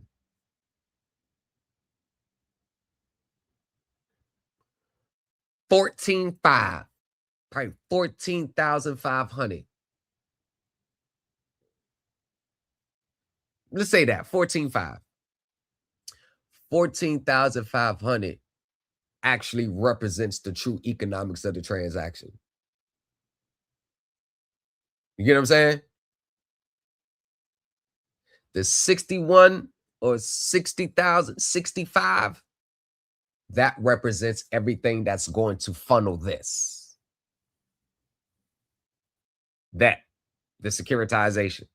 Everything else that's what's going to funnel that. So with Set U, what we do is we separate, the oil from the water, which is actually represents the true economics of the transaction. Okay, this little amount here represents it. So what is all this for? Oh, so all this is for that. This go for that. This go for the reserve. This go for this. This pays their spread. This coffers puts money in their coffers. So none of this is actually true interest. And that becomes our point of attack. Down to the pool. So the originating party starts here. Transfer label It's where things get labeled there. This is where you get your sales, your assignments, your transfer there. Then the roles get split. That's why you have a servicer, a backup server, a master servicer, etc. Now it gets down to the performance outcome. The performance. See, we call it making our monthly payments. They call it the performance under the underlining assets of the contracts. They call it performance. See, we call it payments. They call it performance. Even the words matter. Because if I didn't tell you what performance meant, a lot of people wouldn't understand what the hell this performance means. A lot of people don't know what performance means.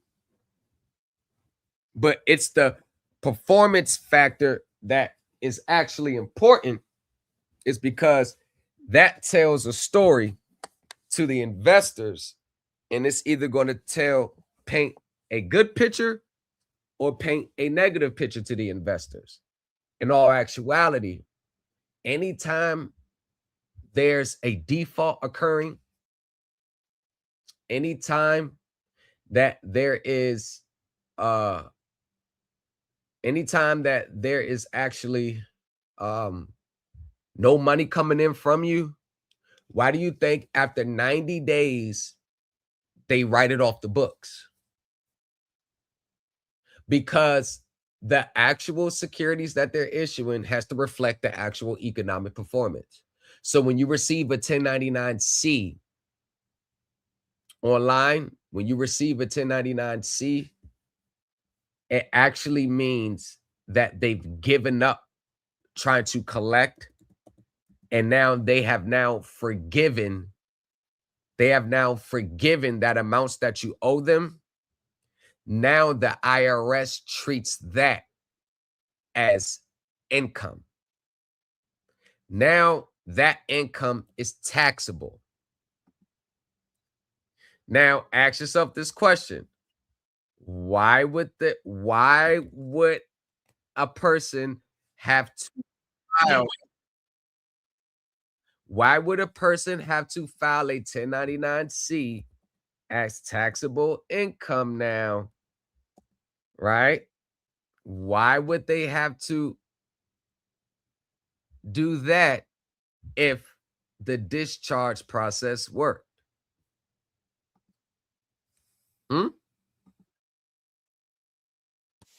Yeah.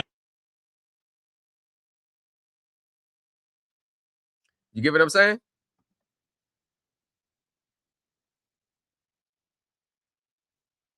One second.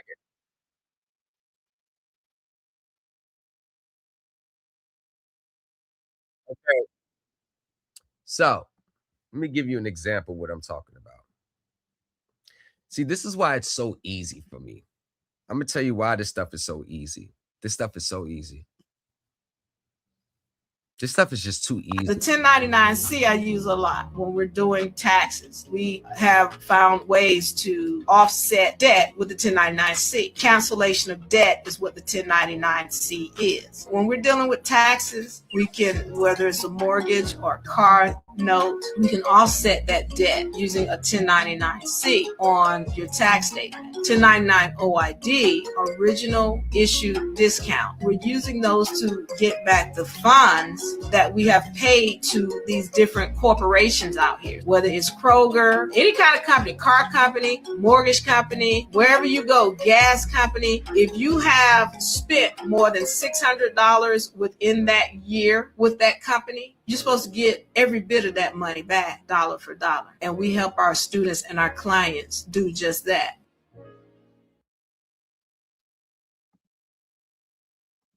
Okay.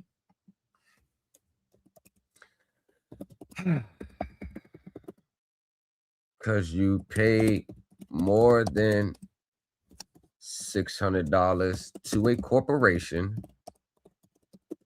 does that mean you get it back dollar for dollar on a 1099 OID? Let me get to 1099-C second.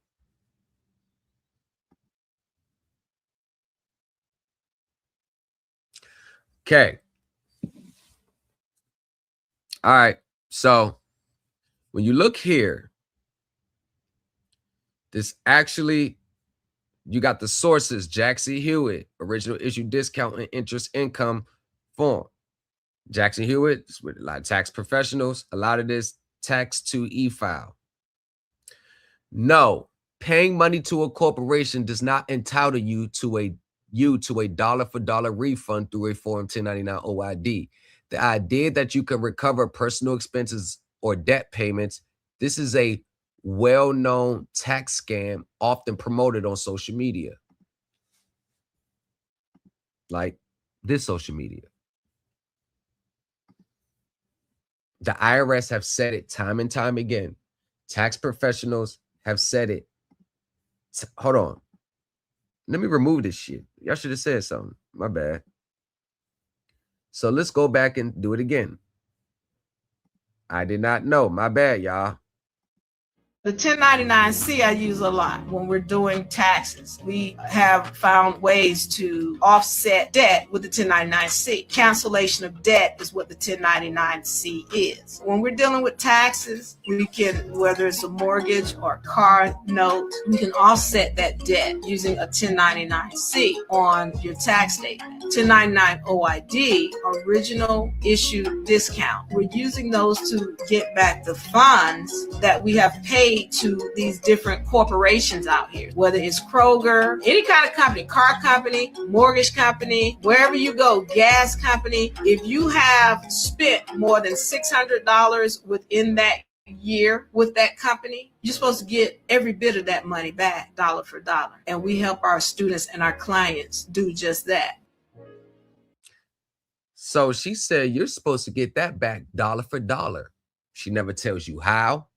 She never tells you the IRS regulations that govern it. She never tells you, point to the source where the IRS says it. Now, no, paying money to a corporation does not entitle you to a dollar for dollar refund through a Form 1099 OID.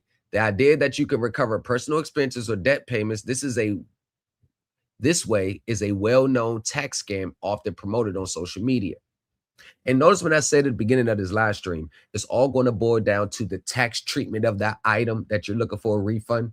Did you overpay taxes on it? Did they withhold taxes from you?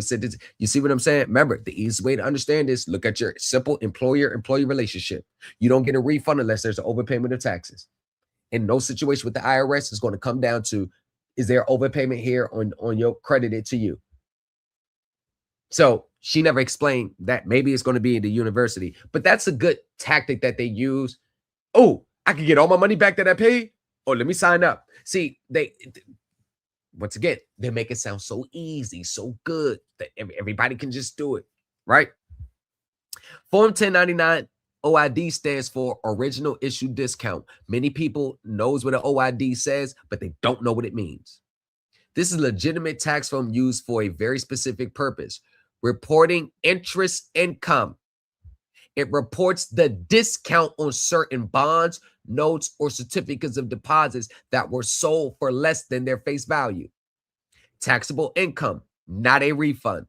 The amount listed in box 1 is typically taxable interest income that you must report and pay taxes on rather than a credit you get back. This is legitimate use of these forms. Issuer responsibility. This form is issued to you by a financial institution or corporation if they owe you interest from a debt instrument you hold as an investment. There is a common misunderstanding involving the $600 threshold. Businesses are generally required to issue you a 1099 only if they pay the individual $600 or more for services.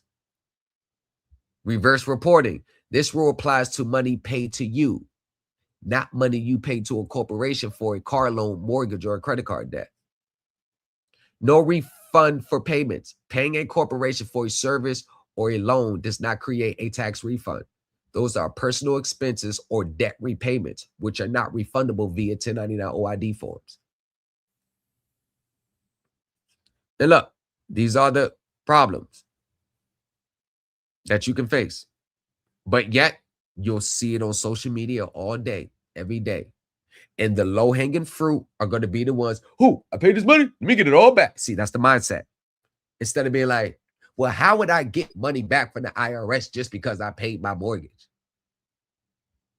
Do you know if that was just so true? I know they want you to think that it's a secret and you just got to know the secret. Do you know everybody would be doing it? Everybody would be doing it. There would be no foreclosures. Everybody would be doing it. Come on, look around you. Is your everyday life indicative of this stuff being true? And just because she shows up in a business suit or takes pictures in their business suit with their arms folded, how they do it? Tax professional. Doesn't change nothing.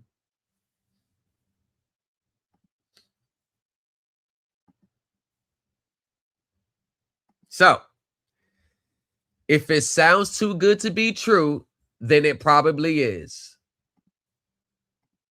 The 1099-C I use a lot when we're doing taxes. 1099-C is. When we're dealing with taxes, we can, whether it's a mortgage or car note, we can offset that debt using a 1099-C on your tax statement. 1099 OID, original issue discount. We're using those to get back the funds that we have paid to these different corporations out here, whether it's Kroger, any kind of company, car company, mortgage company, wherever you go, gas company. If you have spent more than $600 within that year with that company, you're supposed to get every bit of that money back, dollar for. And just because she has a business suit, just because she's a black woman, just because she sounds like she knows what she's talking about, many people are going to follow. Many people are going to be like, oh yeah, let's do it. But if you look here, that was from 2026, right? And I think now, let's go back to where I was just watching. Recent watch, right? And this video was from 2023, right?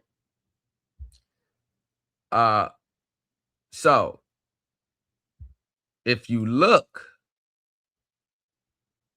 just look, and this is common on a lot of pages, we're going to scroll down. We're going to scroll down. And she has a lot of videos. But if you scroll down, as you can see from that video, and these are all after that video, as you can see, look, you never see any more talking about, you don't see anymore. Where's it at? Look, you got, here we go, just watched, right? So I just watched this. This is the video we just watched. Now we got her promoting a university. Who created the human race? Now it goes to the human race. Status versus slaves. A woman's reaction. What is the male? You see? God's law. You see? What is government? The universe. You see? Now it's moved to esoteric being. A lawyer. What is a lawyer? It's probably someone. And what is it? Look, I need to know jurisdiction of this court. What does that ring out? Sovereign citizen. No matter how much they try to mask it, no matter how much you try to insert certain words, look what you see. Look, in 1492, what happened to the 1099 OID? Look, told you. 5 things you need to know about the Bible. Look, an actual lawyer. Who actually educates a lawyer?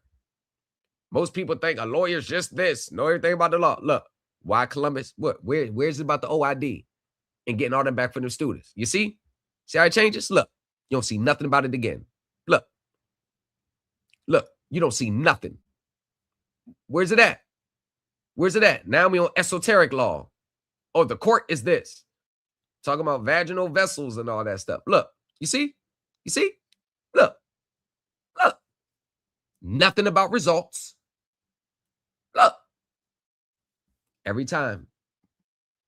You were supposed to get all that stuff back dollar for dollar. If it sounds too good to be true, then it probably is.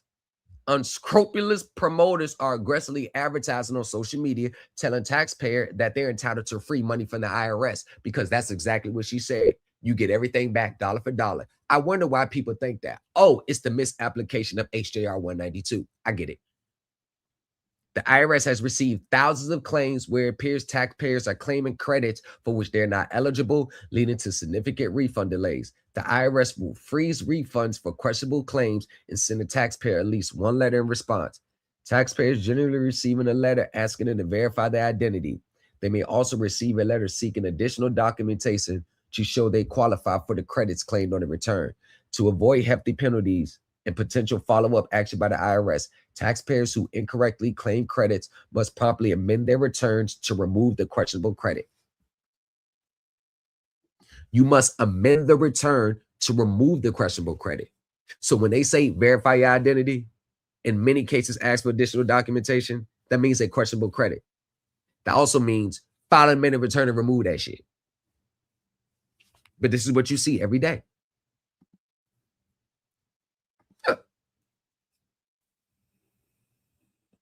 And these are all the things. Amending a return. The entire refund amount is frozen on these incorrect claims. And the taxpayer will not receive any portion of their refund, even if they also claim legitimate credits. And that's the problem. People are putting their child tax credits behind a $300,000 withholding. They're putting all this stuff on it, right? They're putting all this stuff on it. And everything is being frozen. Why is it being frozen? Because the IRS is not going to split the good, legitimate credits from the bad credits. That's what they're not going to do. So,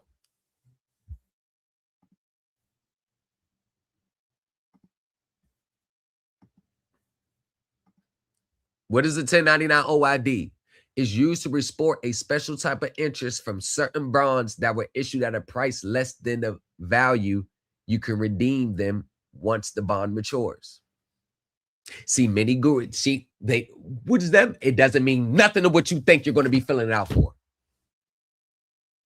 Understanding deep securitizations, you will understand what they're really saying here. This is why I say many people who say they know securitization has no clue. 1099 form usually gets sent by a brokerage company that holds the debt instruments for investors that have OID. Why are you filling out the OID then?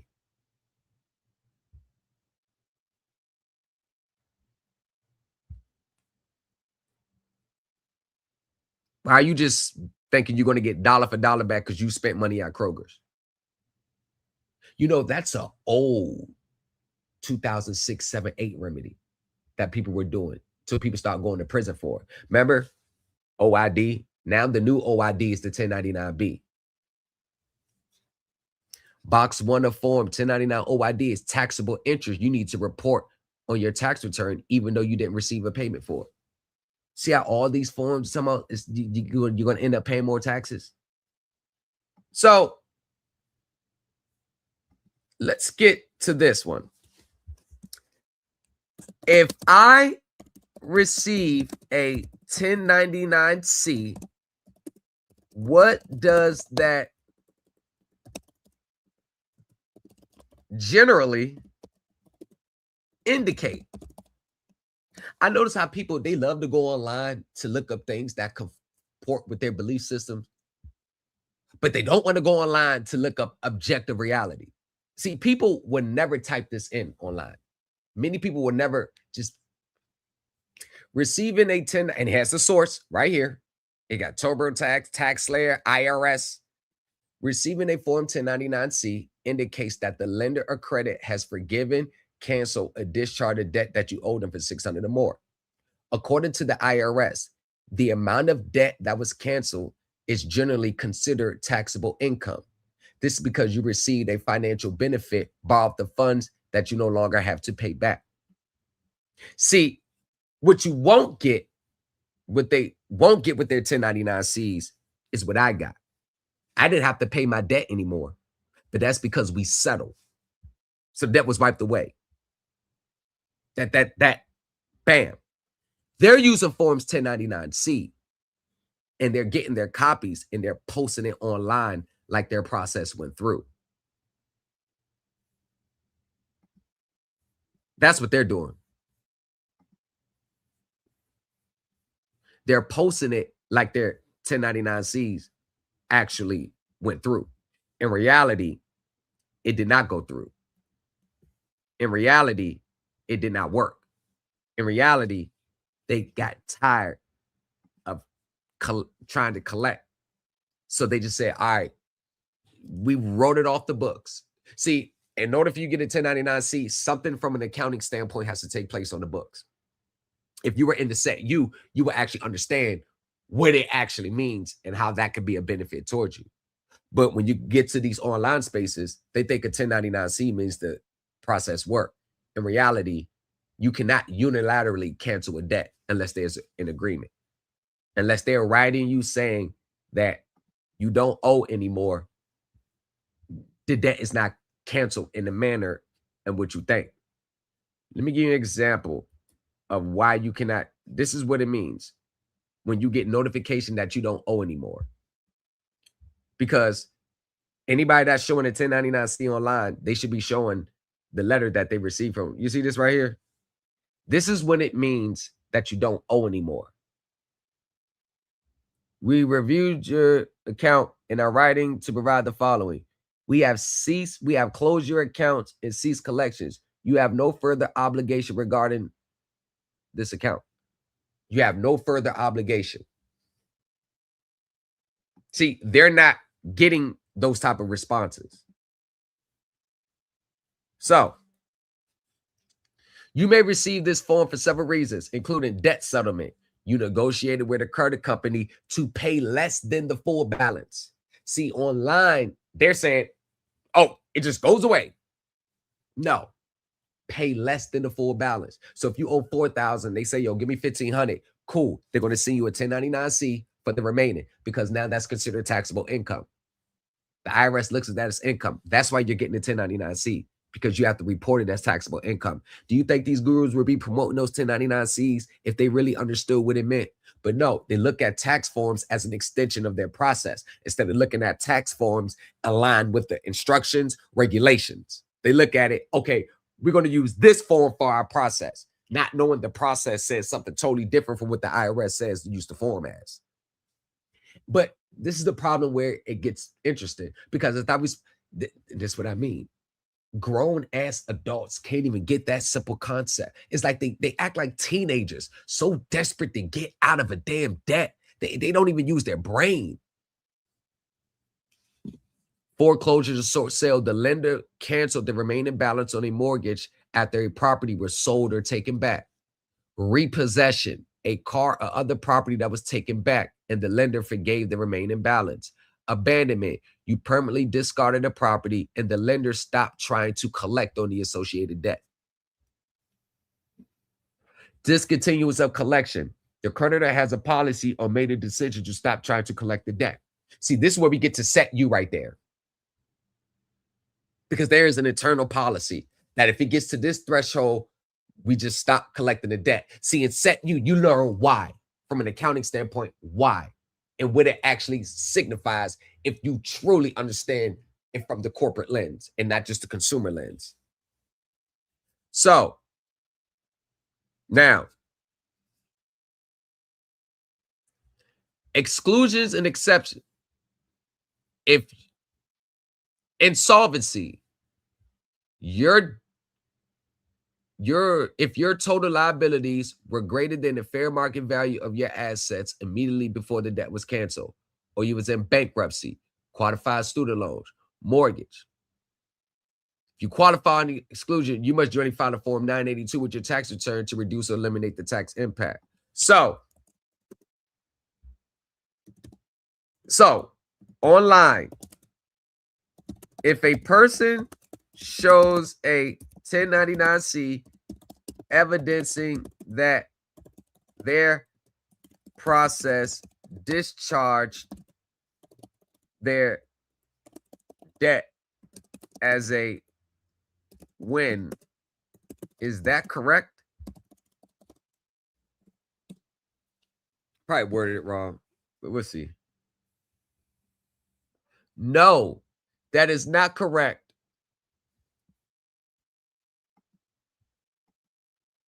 Hold on. That is not correct. Seeing a Form 1099-C is generally a sign of a financial loss or a tax liability, not a win through some secret process. Oh my gracious.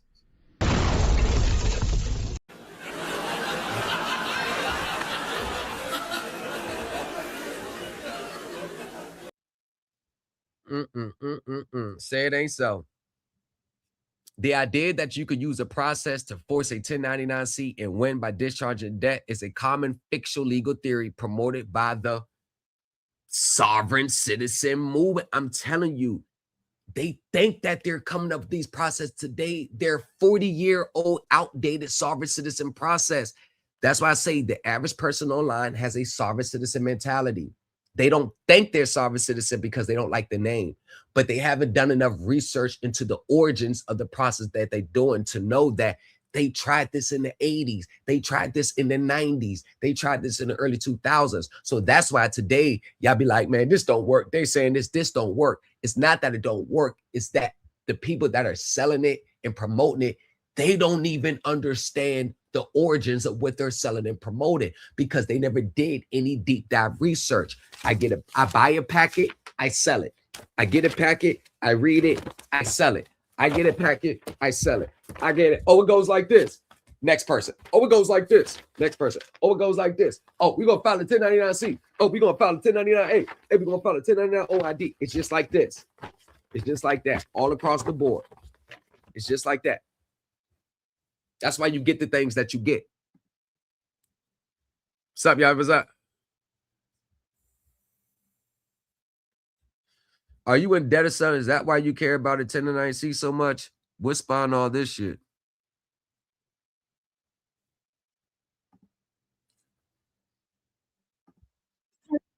I use a lot when we're doing taxes. We have found ways to offset debt with the 1099-C. Cancellation of debt is what the 1099-C is. When we're dealing with taxes, we can, whether it's a mortgage or car. So with the person that made that statement, which was a goofy ass statement,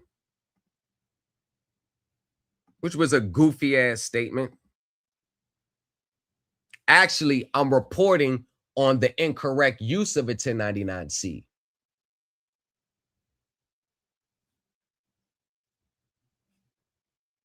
I'm reporting on the incorrect use of a 1099-C.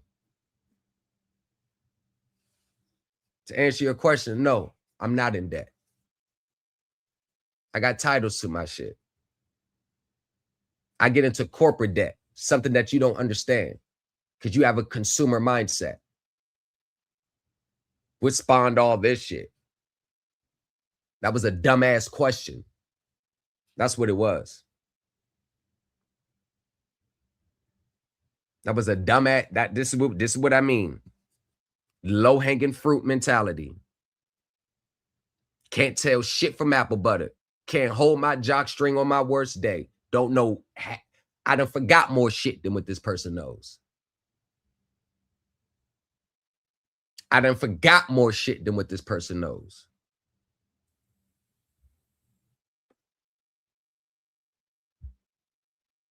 See what I'm saying? Why do I care about 1099-C? Matter of fact, moderators, get them out of here. Asking a stupid ass question like that. Why do I care about it so much? I can cover whatever the fuck I want to cover on my channel. Get his ass the fuck out of here. Told you I got zero low patience for that goofy shit. Told you. And these are the people. These are the people. You could tell their mindset. So you come on my channel to ask me why I care about something so much. Let me ask you a question. You probably filled out that 1099-C too, huh? You probably try. I told you when you throw a rock in a pack of wolves, whoever holler, I told you I be talking about the same processes that they embarrass and admit it in the shame to, damn, I did the same thing. They're embarrassed and admit to agree, damn, you got scammed. See, when I bring all the evidence out, most people's conclusion is, damn, I got taken. Damn, how dumb of me. It's people like that guy. It's people like this person. They would never get it. Like he would never win. He would never win. He will never win in the corporate world. He will never win. Can you imagine what this person's argument to be if he had a mortgage or auto debt? Can you imagine? Oh my gosh. He gonna run social media and pull one of them bullshit ass processes out. Go get everything taken. Let me guess, you own your home. Let me guess, you own your vehicle. Let me guess.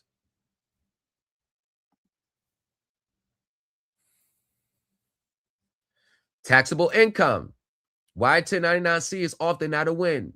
Taxable income. The IRS treats the amount of 1099-C as ordinary income. If you discharge $50,000, the IRS may expect you to pay taxes on that $50,000 as if you earned it at a job.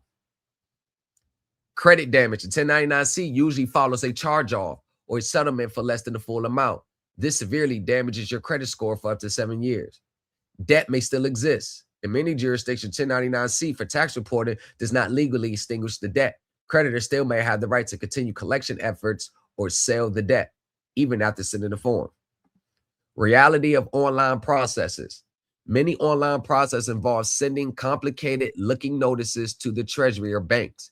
They are baseless and can lead to heavy fines from the IRS for filing frivolous documents. See, this is Boast Boy, Dose Boy. This is him. It's type of shit that he would do.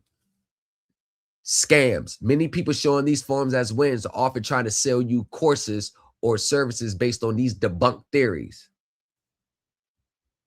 Look, saw Introduction to Law Enforcement, United States Court of Federal Claims, using attempt to access fictitious lines of credits worth millions of dollars. Strawman theory.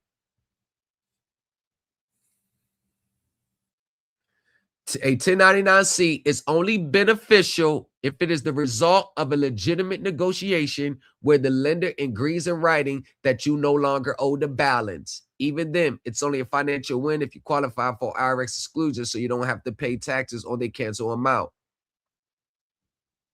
Right here. This is what those boys, you will never get that type of outcome.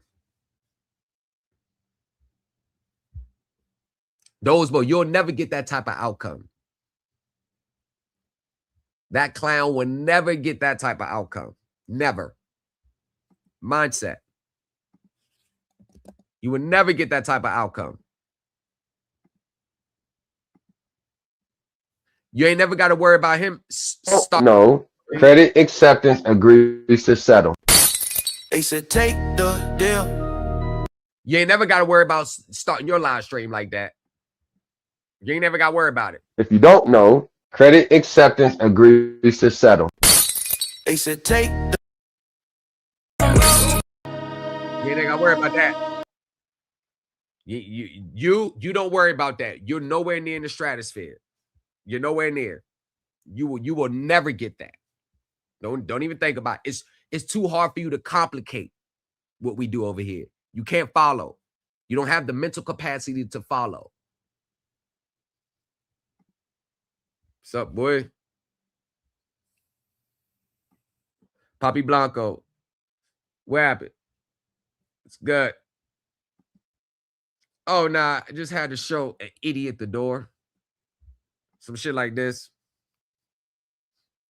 Got to show the idiot at the door. Because only idiots come into live, don't know what's going on. See, this is the problem with these idiots. That's why a lot of them are low IQ. 90% of people in this space got low IQ.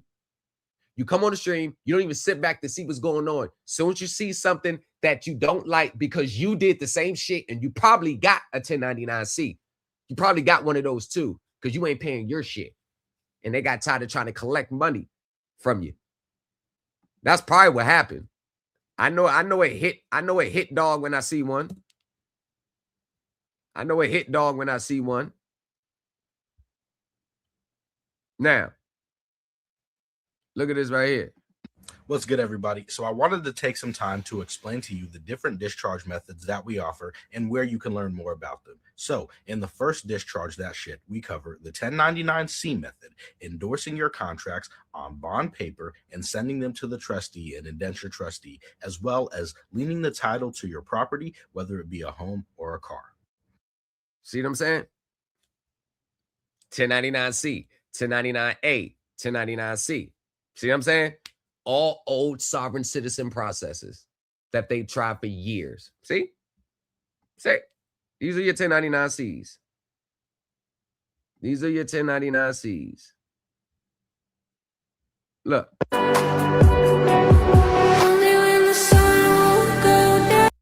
1099-C instruction for the straw man debtor. This is how you balance your books. Y'all see? Look at this. This was 2023 from Rebecca Simone on TikTok. Now she's in debt collecting. Now she does FDCPA claims. Told you. Told you. With a 3949 that has nothing to do with your 1099-C. Told you. All these so-called online gurus, FDCPA claim people, I told you, look at the background. 5/24/2023. Told you, sovereign citizen. And look at this person down here, Melissa Blanchard. Do you show us how to fill out the 3949 1090-C form? They already come with instructions. You see the mindset? They already come with instructions, but now you want someone to show you how to fill out a form that has instructions already. See how idiot these people are? You see how stupid these people are? These people are idiots. It already comes with instructions. You don't know how to read? Comprehend? That's what I be saying. Exactly what I be saying. This is exactly what I be saying.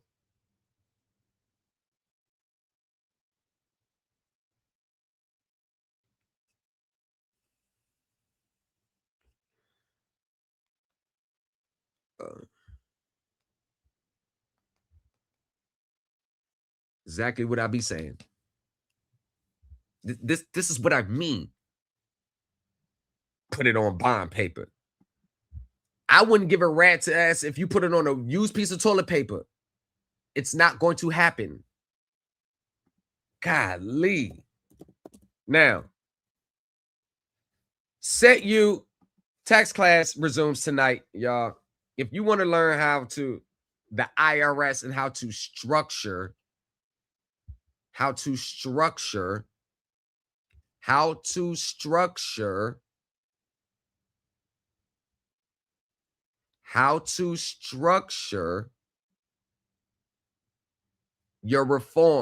your tax returns to meet the economic substance of the transaction and report the economic substance the way the IRS expects it to be reported. Right? Right? You join the Set tax class, which shout out to the people that joined today. Shout out to the people that joined today. We will see y'all. I will see y'all. Class starts around 7:30. Between 7 and 7:30. Right? I will see y'all tonight. But this is what I mean. And y'all know I don't really like to get out of pocket like that. But y'all know how this space can get. And like I said, I have very little patience for it now.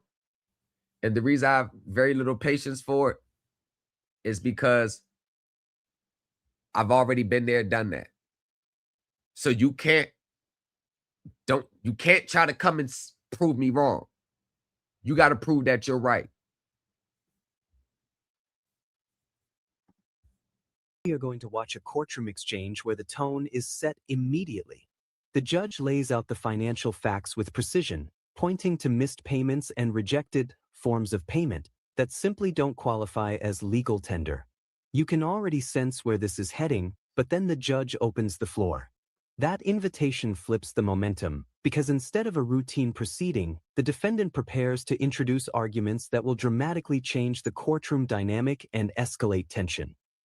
Looks like Ms. Walsh, are you going to be arguing this? That's correct. Good afternoon, Your Honor.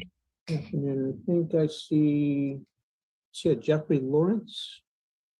Now, before we do that, even though we already know it's bullshit, let's go back to this one. All right, cool. Time to explain to you the different discharge methods that we offer and where you can learn more about them. So in the first discharge that shit, we cover the 1099-C method, endorsing your contracts on bond paper and sending them to the trustee and indenture trustee, as well as leaning the title to your property, whether it be a home or a car.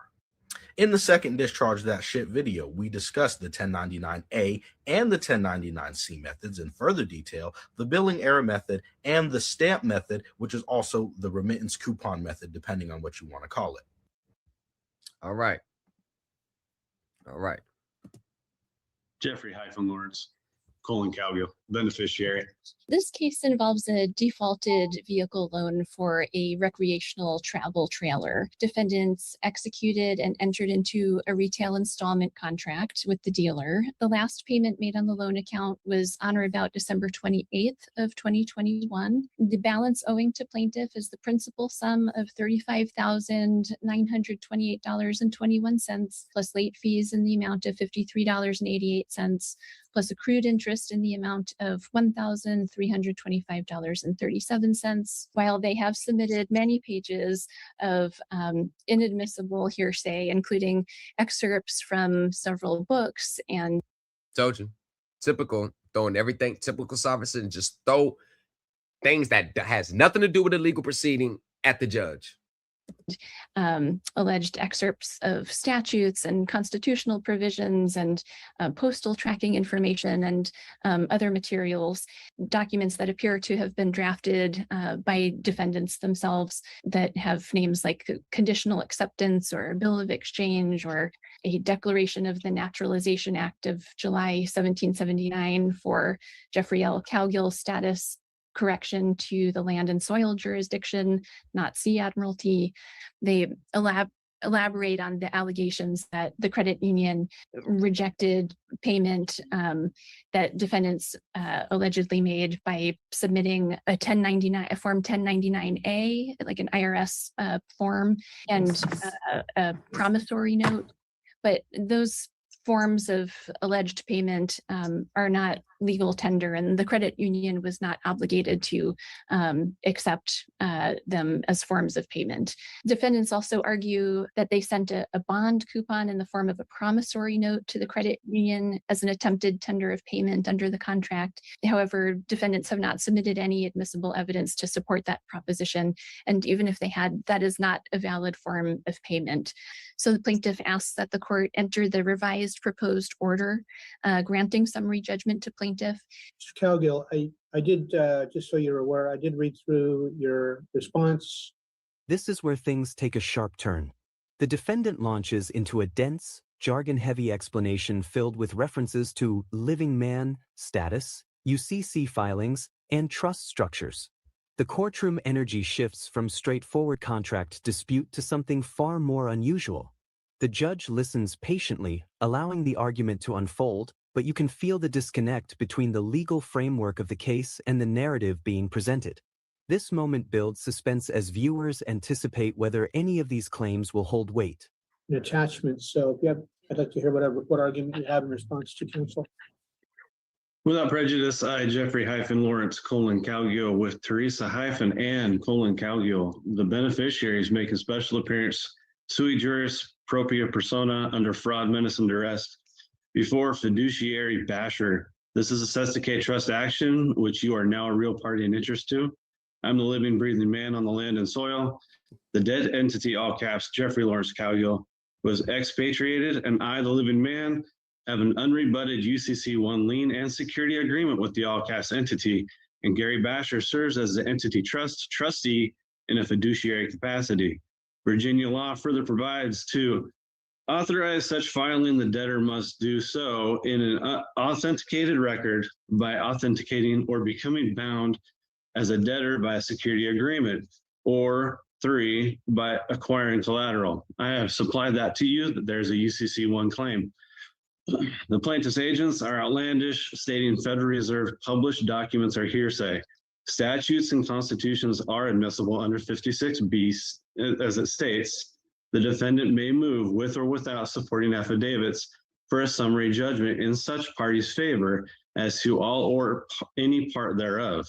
Since the plaintiffs have violated RCWs, UCCs, and U.S. codes, among other laws, these laws are fact and admissible per CR 56B. The plaintiff says the conditional acceptance is a nonsensical document, yet it is in Black's Law Dictionary under. Remember when I told you they think the Black's Law Dictionary is the statutes and codes? You notice how he didn't say under the Virginia laws and Virginia rules? You notice how his source is a Black's Law Dictionary? Simple understanding. It's a dictionary. And you probably got the version where they don't even use those words today. Probably don't got the 12th edition, 11th edition. You probably got the 3rd edition or 4th edition when we were living in totally different times. But no. Conditional acceptance. The definition is an engagement to pay the draft or accept the offer on the happening of a condition. A conditional acceptance is in effect a statement that the offeree is willing to enter into a bargain differing from some respects from the proposed or the original offer. The conditional acceptance is therefore in and of itself a counteroffer. We conditionally accepted the offer of the plaintiff, but the plaintiff ignored us, knowing that the conditional acceptance stated acquiescence would void the original contract. That's the problem right there. That's the problem with people. They think that they can unilaterally on their core just change the terms of agreement. I conditionally accept if you do this, and if you don't do this, this is void. Y'all don't have no power. Y'all don't run nothing. All it is a counter offer. Hey, I want to buy this for $10,000. I'll buy it for $9,500, $9,700, $9,650. Sold. That's all it is. The postal tracking combined with the Esquire Scroggins letter is fact and evidence to the plaintiff receiving the bills of exchange that they did not return. Returning them does not mean they accepted them. If they have no duty to perform, they can shred it, which is where a lot of your bills of exchange go. The plaintiff's agent. But I do got a question though. Why didn't they just pay the debt in the same amount of money that they originally agreed to when they got the contract? You notice how the species of monies always magically changes throughout the course of the contract? Huh? How does the species of money, when you signed the original contract, you already knew what's acceptable. You know you wouldn't accept a bill of exchange from your job. The same bill of exchange that you're to send it to the finance company, you know you wouldn't accept it yourself. So why do you think they're going to accept something that you know you wouldn't accept if someone owed you money? So if I owe you money, I could go on my computer, type up a bill of exchange, and just give it to you. Would you accept that if I owed you? Would you accept that? You know you wouldn't. See, that's the thing. They will pay in ways that they know they wouldn't accept themselves, but they expect, just because it's beneficial for them, that the other party to accept it. All for the fact that they either don't want to use their own money, the legit, legal, real money, or they just don't have it. And this way these processes come. When a person can't afford to pay it or just don't want to pay it, this is when you see these processes. Esquire Bertolino admitted they received them as well. What qualifications does any of the plaintiff's agents have to declare what is and is not a bill of exchange? Since the plaintiff's agents, the Esquires, lied about the redacting and have submitted affidavits that they are not qualified to submit, how can their words be trusted? They are not bankers, nor is Mr. Howard.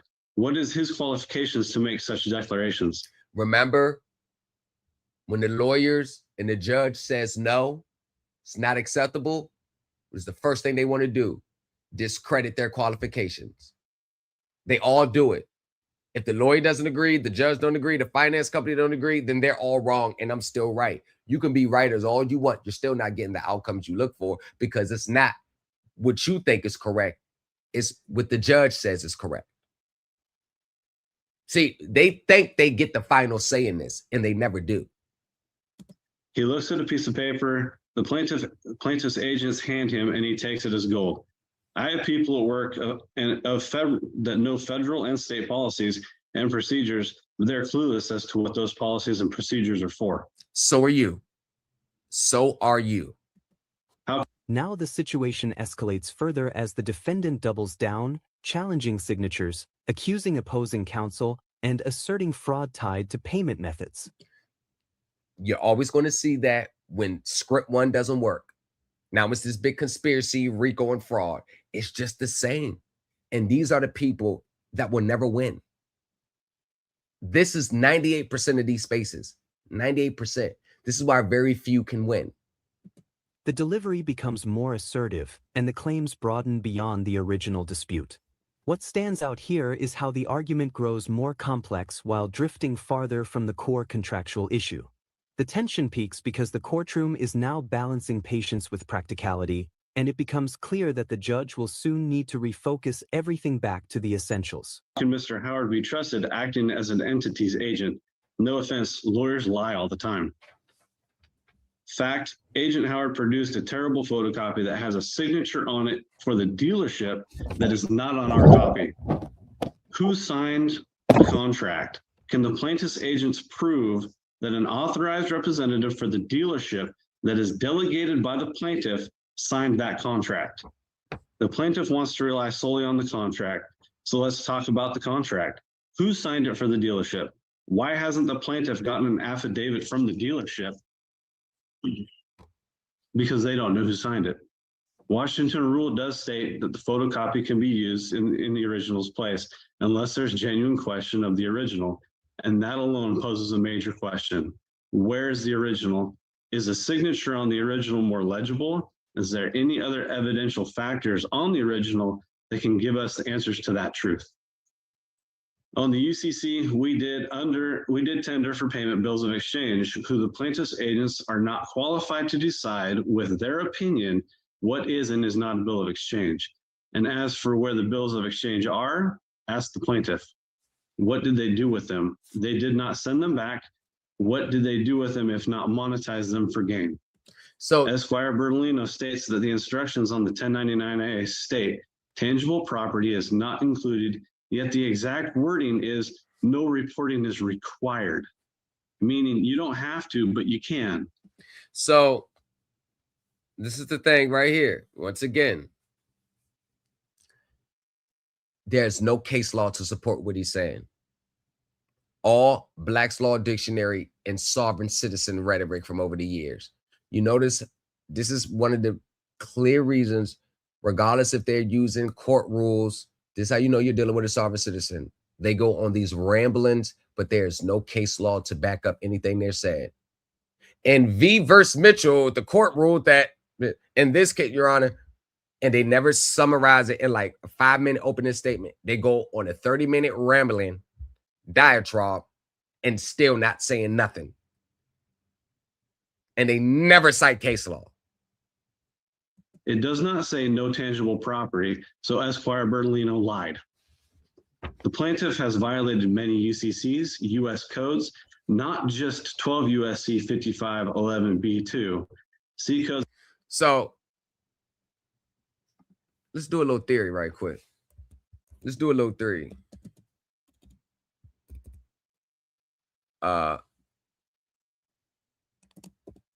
Let's do a little theory.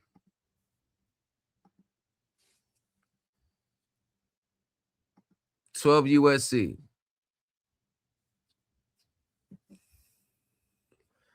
The Bureau shall seek to implement, where applicable, enforce federal consumer financial law consistently for the purpose that ensuring that all consumers have access to markets for consumer financial products and services, and that markets for consumer financial products and services are fair, transparent, and competitive.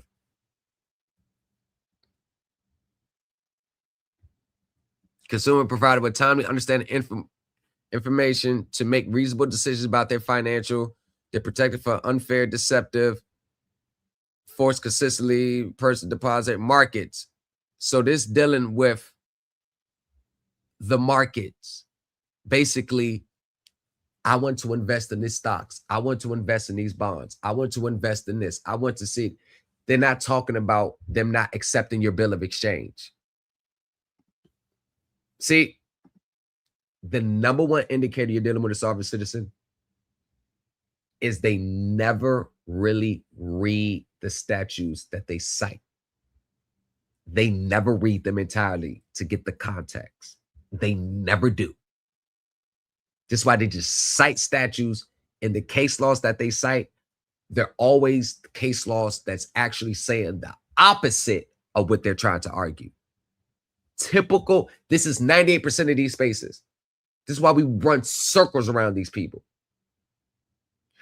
I'm about to be on our second one with the vehicle, second and third mortgage, and they still ain't got one of these yet. They still ain't got a title to produce them nothing yet. The finance company still owns it. They still got link. We are light years ahead of the space. And definitions on everything that the plaintiff has violated, and I have proven the facts. Why didn't the plaintiff return the documents they say are not bills of exchange with an explanation or dishonor? Why wait and have Esquire type up some bunk letter and still not return those bills of exchange? When you're doing something and you find out that there's fraud or some shenanigans going on, you stop. That would explain why we made payments until we found out that there was fraud. Payments in fiat currency were being made until we discovered the truth and the plaintiff's agents violated laws and codes. All they had to do is return the bills of exchange with dishonor and or validate the debt or answer the conditional acceptance. Instead, they ignored us. That's why we're here. The Federal Reserve publications, like Hearing the Truth from the Horse's Mouth, said exactly how banks operate. How is that not fact? The Federal Reserve dictates what the banks can and cannot do. I'd say their publications are not only admissible, but damning to the plaintiff's complaint. As the plaintiff, they have to prove their complaint, and not only are there holes in their contract theory because of the signature, but it begs the question, why are they dismissing the UCC, which all banks and courts are bound to? And why didn't they rebut the UCC one?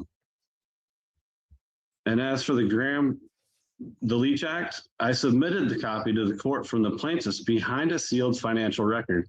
There's no explanation for these agents or their office to be passing around sensitive information that the agents do not need. You can't even pay back they don't need your information. And remember, here's another thing with these sovereign citizens. They always invalidate Federal Reserve notes, call it fiat currency, when they don't have it to pay their bills. They always try, money ain't nothing, Federal Reserve ain't nothing. They always say it when they can't maintain their own stuff. They never say it when they got sufficient funds of it. You'll never see them trading in their Federal Reserve notes to get a bonded promissory note. That's the real lawful money. They'll spend it. The same ones who say Federal Reserve notes ain't nothing, those are the same ones that's going to charge you the same Federal Reserve notes for their version of an international promissory note so you can pay your bills while they take your money and pay their bills. Federal Reserve notes are valuable. They have value. They allow you to buy goods and services right then and there. Don't act like Federal Reserve, just the lowest of the lowest. On the international markets or secondary markets, that's a different conversation. But consumer world, you all know you need money to survive. You need money. Don't try to invalidate it just because you ain't got it. Try to make yourself feel better about your current situation. Don't try to invalidate it. So they did violate the act. What is their confidential material protocol? Who has seen the documents and where is it stored? How was it sent to the plaintiff's agents? By mail, fax, email? So how can you tell me it was secured when they didn't take the precaution when they send it to me in regular mail, not certified? The plaintiff never asked if they could share our personal information of that magnitude. This alone sets forth facts. Here's the turning point. The plaintiff's attorney steps in with a calm, methodical response, stripping the case down to simple facts. A contract existed, payment stopped, and the debt remains. The contrast is striking. After lengthy theories, the reply is concise and grounded. The judge follows up with a clarifying question, signaling that the decision phase is approaching. This segment tightens the narrative as the courtroom shifts from debate to evaluation, and viewers can sense that the ruling is now imminent. To either dismiss or send this complaint to trial so the plaintiff's agents can be questioned. Put the qualified bankers on stand so we can find the truth. The plaintiff's esquires are not qualified to speak on the plaintiff's behalf. Mr. Howard is not a banker, so neither is he. And if you use it without prejudice, like I have, a 1099-A can be anything I want. I can write a bill of exchange on a blank piece of paper. It's what they do with it. They didn't send it back with dishonor. Sovereign Citizen Redemption Manual. That's the sovereign. I could do whatever I want. A 1099-A is whatever you want. A 1099-A is whatever you want, right? This is what I mean. It's just so easy. It's so easy to beat these people. That's why these finance companies wins all. It's so easy to beat these people. It's not hard to beat these people. Look how they think.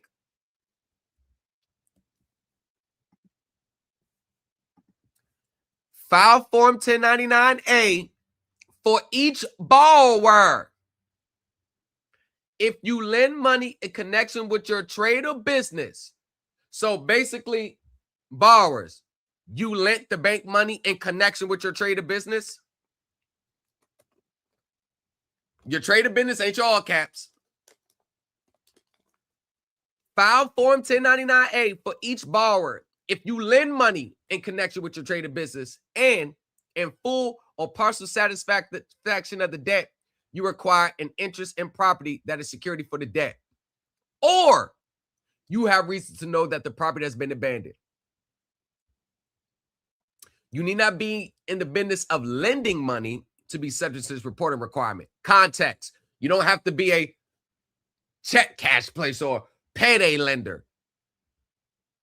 You could be a mortgage company. You could be an auto company. You could be a credit union. You could be a bank. Look, right here. It says it. It says it right there. So why would you be filling out Form 1099-A now?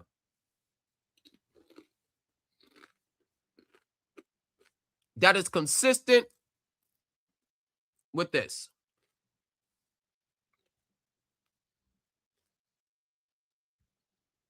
$10.99, these are the instructions. Right here. You're all right here.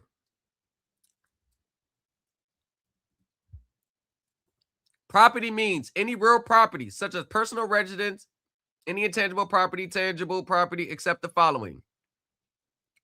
No report is required for tangible personal property, such as a car, securing a loan to an individual and held for personal use. You are still required to report when the property is held for investment or used in a trade or business. So right there, personal use. This is why they ignore your 1099-As. Right there.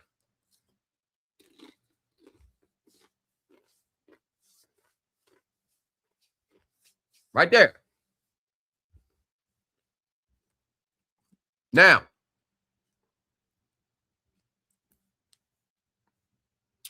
who must file?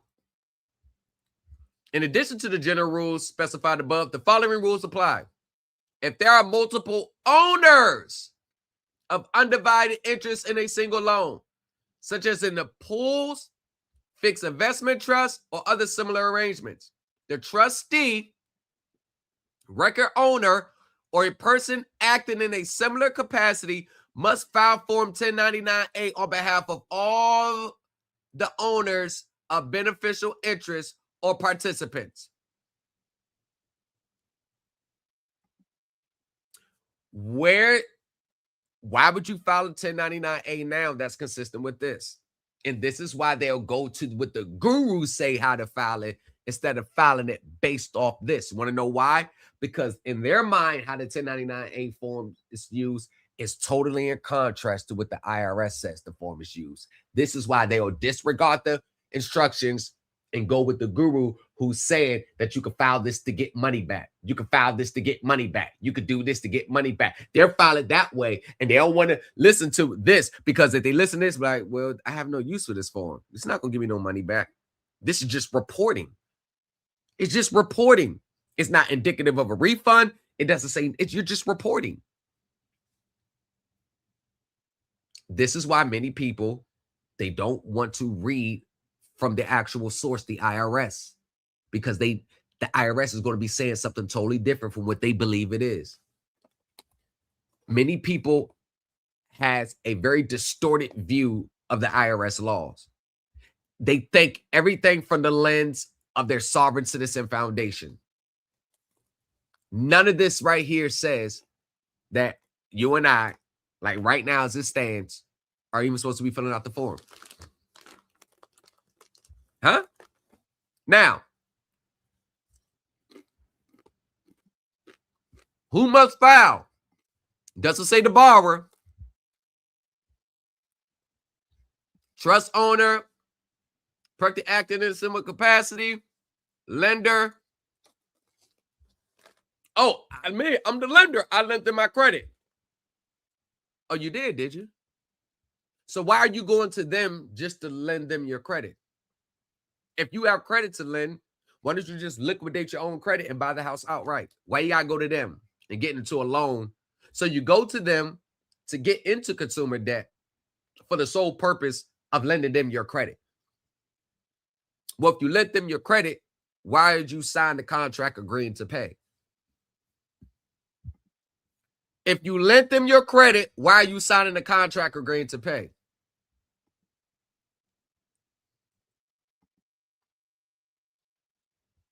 The fees, they go to fees. If you lent them your credit, why are you signing the contract agreeing to pay back?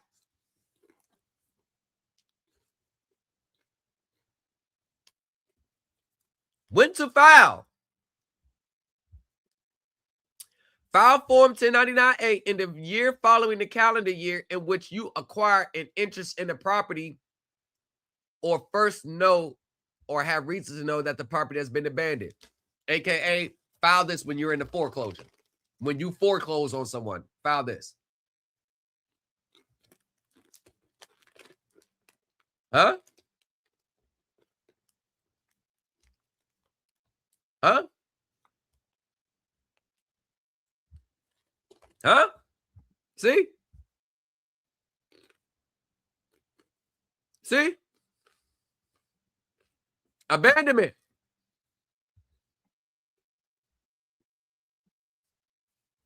It occurs when the objective facts or circumstances indicate that the borrower intended to and has permanently discarded the property from use. You have reason to know of an abandonment based on all the facts and circumstances concerning the status of the property. See? It says nothing about paying the bill. Hey, brother.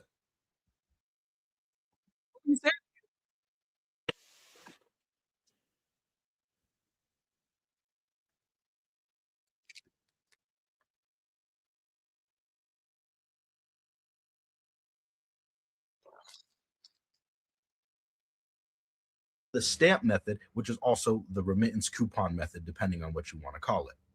If you go back, it's coupon method depending on A and the 1099-C method. Discharge that shit video. We discussed the 1099-A and the 1099-C methods in further detail, the billing error method, and the stamp method, which is also the remittance coupon method, depending on what you want to call it. How come you don't show examples? They have nothing to show.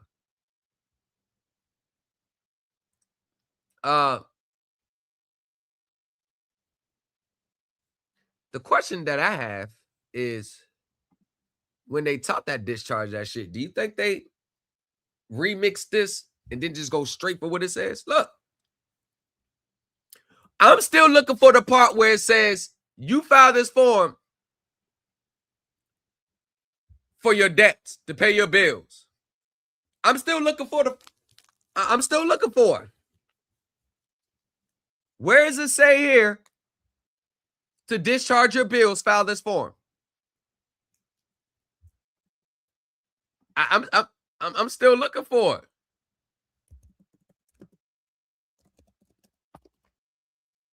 I'm still looking for it.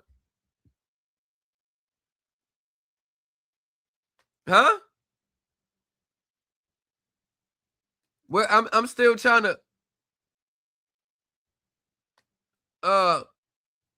where it says a 1099-A to pay your bills. Look at all this. These steps are also, we also have a process for auto that's tied in it. This is just not a mortgage class, family. This is for mortgage and auto. This is going to teach you what to do when you already have a lien on your auto already. You know, you get your title and you already got a lien in place. This is going to teach you how to beat that. Oh, so it's going to teach you how to beat the lien.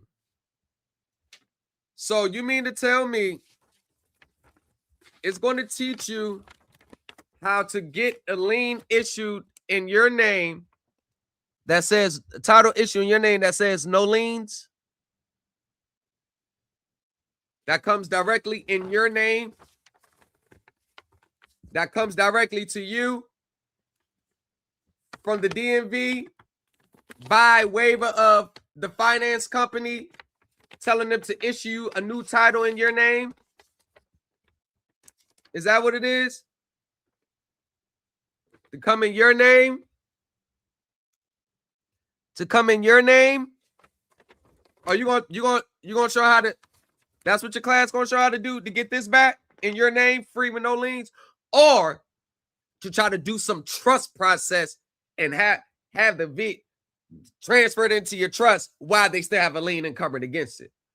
You want to try to do it the correct way? How do you beat it?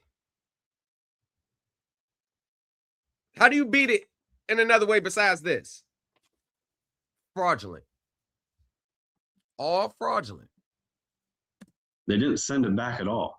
All they said is, well, now we're going to limit how you can and cannot pay. And so they violated the UCC. And this is the part where I mean, we can go just through account after account after account after account. Now, nobody's showing the title.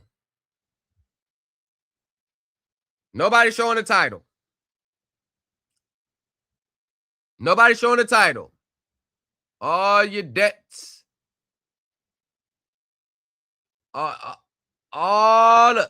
Look. TikTok, top of the top. It's your boy Frank. You know, when I do what I do. Right. See, once again,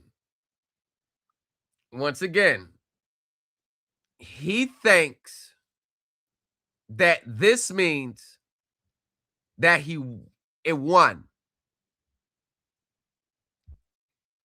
1099-C, fair market value, the amount of debt discharged. He received a 1099-C. That is now taxable income.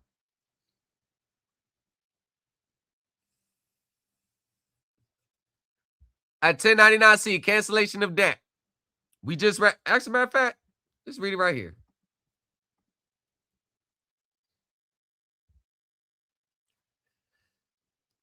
Structure, 1099-C. right? Look, 1099-C. File Form 1099-C if you are any of the following: a financial institution, a credit union, FDIC, credit union administration, military, postal service, a corporation of subsidiary, department, agency, nothing about individuals. Look. Now, right here. File Form 1099-C in the following year which identifiable event occurs. If you cancel a debt before identified, you may choose to file 1099-C for the year of the cancellation. When is a debt canceled? You get what I'm saying? When is it canceled? A debt is deemed canceled on the date identified as a discharge, foreclosure, cancellation, making the debt unenforceable, receivership, foreclosure. The statute of limitations for collecting the debt expires. Cancellation extinguishment when the creditor elects the foreclosure remedies, a law that extinguishes or bars the creditor's right to collect. Foreclosure or probate or policy to discontinue. None of that right here says you won. That says this person has $276,180 in taxable income now that they have to report because you didn't pay it back. But what do they call this? They call this a win. Hey, they call getting someone on the hook for $276,000 a win. You're rocking with the best.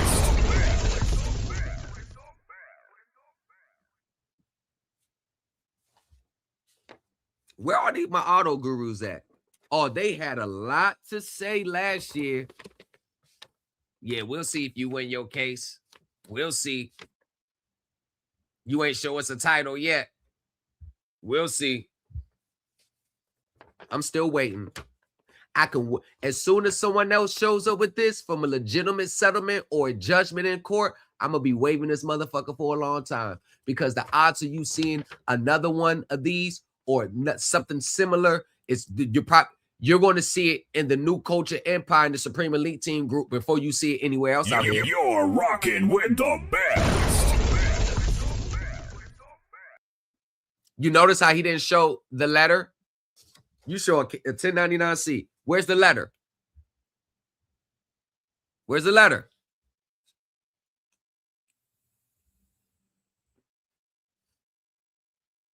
Other actual discharge before identifiable event.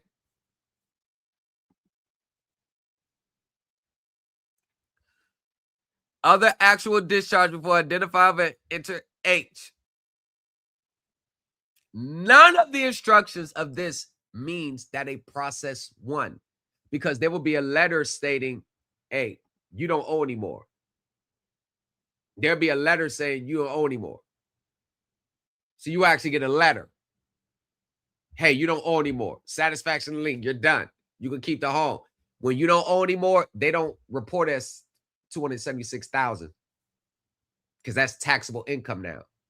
Remember, the IRS treats what? The IRS treats this right here. Well, not this part right here. The IRS treats it as income. The IRS treats it as income unless you were insolvent at the time. Right. Enter the date of the identified event. However, you actually cancel a debt before identified event, you may choose to enter the date that you actually cancel the debt. The amount canceled cannot be greater than the total debt the lender receives. Right. Amount the lender receives a satisfaction of the debt by means of a settlement agreement. Why don't you show the settlement agreement? Settlement agreement, foreclosure sale, or short sale that partially satisfies the debt. That's exactly what happened with this. See? That's all this was. Because where's the letter? There you go. There you go. Look. Right there. There you go. There you go. They can pull the wolves over your eyes. They can't pull it over mine.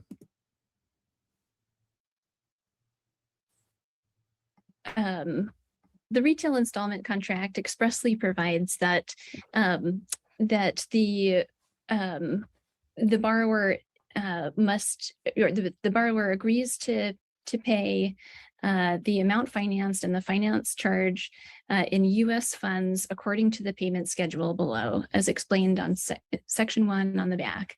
That's at Exhibit 1, page 2. It's undisputed that the defendants did not do so, that they defaulted under the terms of the contract. They don't dispute that they received the trailer. They don't dispute that they received this loan. That's why they can never get around it, because that's what really took place. That's what really took place. You're rocking with the best. That's what really took place right there. That's the number one thing they can never get around. All that gibbly, gobbly, googly, guy crap people just saying. Let's go back here. Faulted under the terms of the contract on the back. Finance charge. Right here. Look. And with that, I'm done. Slowly, calm, cool. This is going to be the number one issue. This is why he did all that googly goggly, because they want to get around this. Can you brief response? Thank you, Your Honor. The retail installment contract expressly provides that that the borrower must, or the borrower agrees to pay the amount financed and the finance charge in U.S. funds according to the payment schedule below, as explained on section 1 on the back. That's at Exhibit 1, page 2. It's undisputed that the defendants did not do so, that they defaulted under the terms of the contract. They don't dispute that they received the trailer. They don't dispute that they received this loan. They don't dispute that they made payments under this contract. They knew how to make payments under this contract. And they don't deny it. When I tell you, they always start off paying the normal way under the contract. As soon as they can't pay no more, but they don't want to give it back because we can't maintain it. They want to keep it now, don't pay, and try a process to get out the debt. That represents 99.99% of the people in these spaces. That represents 99.99999% of the people in these spaces in this moment right now. It's all why they do it for. That they stopped making those monthly payments. There is no genuine issue of material fact that they entered into the contract, that they defaulted under the terms of the loan, and that they owe the amounts set forth in the Howard Declaration. Explain that. They can never explain it. I told you, and this is where they get gang goofy and start playing semantics. Because why didn't you pay with a bill of exchange and a promissory note 1099-A with the very first payment?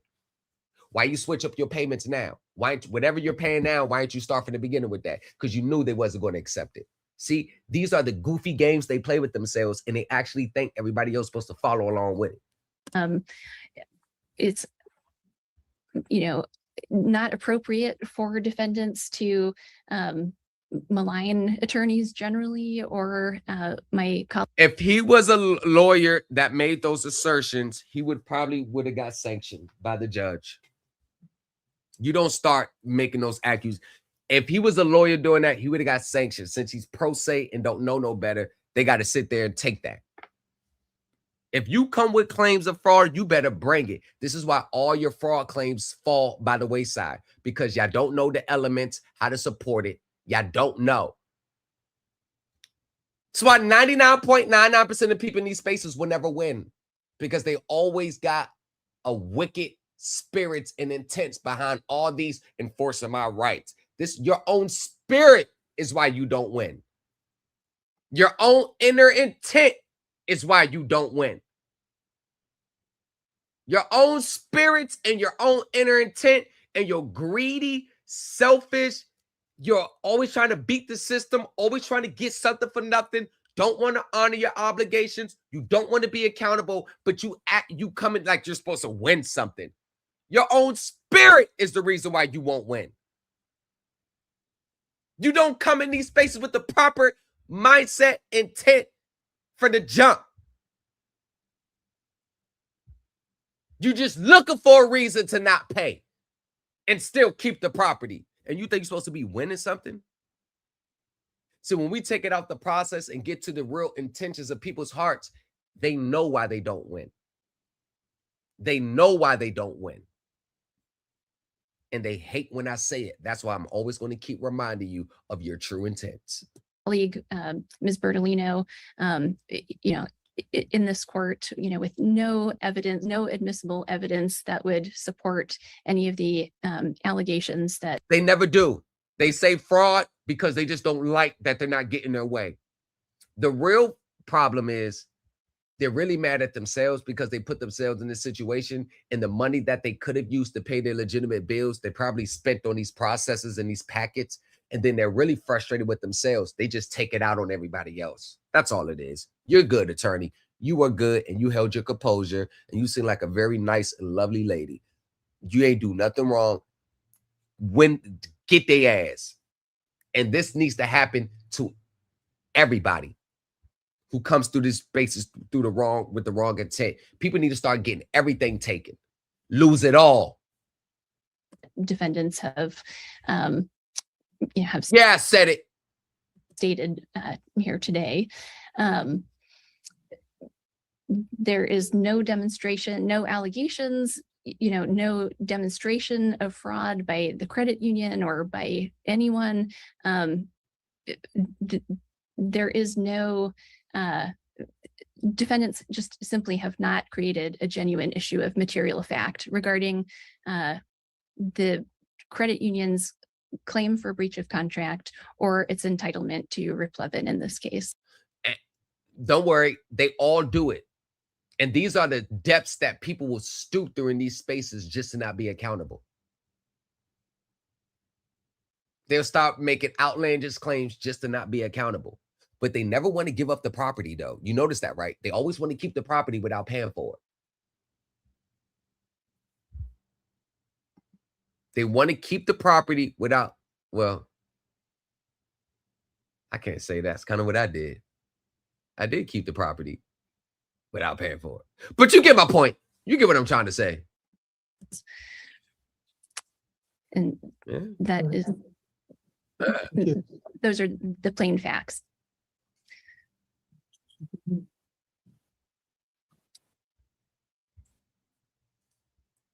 Come on, Barney Pfeiffer. So I got one question I have, which is not necessarily germane to my decision. Does your client still have the bills of exchange that were submitted? That I don't have an answer for you today. Your Honor, I've asked for them back and they just blatantly ignore me. All right. Well, when I look through this, I mean, there's a lot of interesting. This is the conclusion everyone has been waiting for. The judge relatable using the tension that built next video. What it boils down to, from what I gather, and it seems to be undisputed, is you folks went in, you bought a trailer on time, agreeing to make payments of some amount, pay it off. At some point in time, there was an issue arose where you decided to do something different, and then no more payments were made. There were some submissions of bills of exchange as an attempt to make a payment, as well as a 1099 as an attempt to make a payment. I guess. Why didn't you just stop paying and sue them? The fact that you're still trying to send a bill of exchange or a 1099, you're still agreeing that you have an obligation to pay. Why didn't you just stop paying and then sue them? Oh, I keep forgetting. You got to be current at the time you bring the lawsuit, which represents 0.1% of these spaces, and the New Culture Empire are the only ones who represents that 0.1 in these spaces. You're rocking with the best.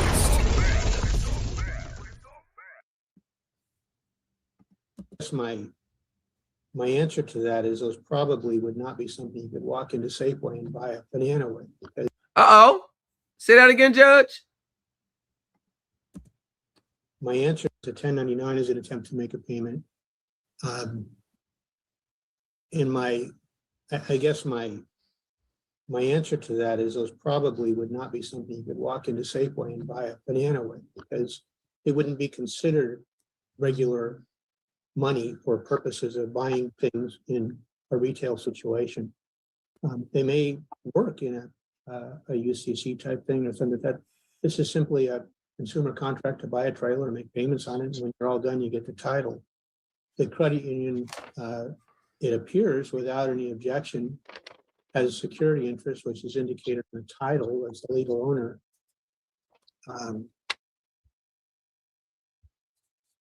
And I've not heard, I mean, there may be some other claims, but that you may have against them. I'm not making an assessment of that, because even if you did, it would not upset the contract to buy the trailer.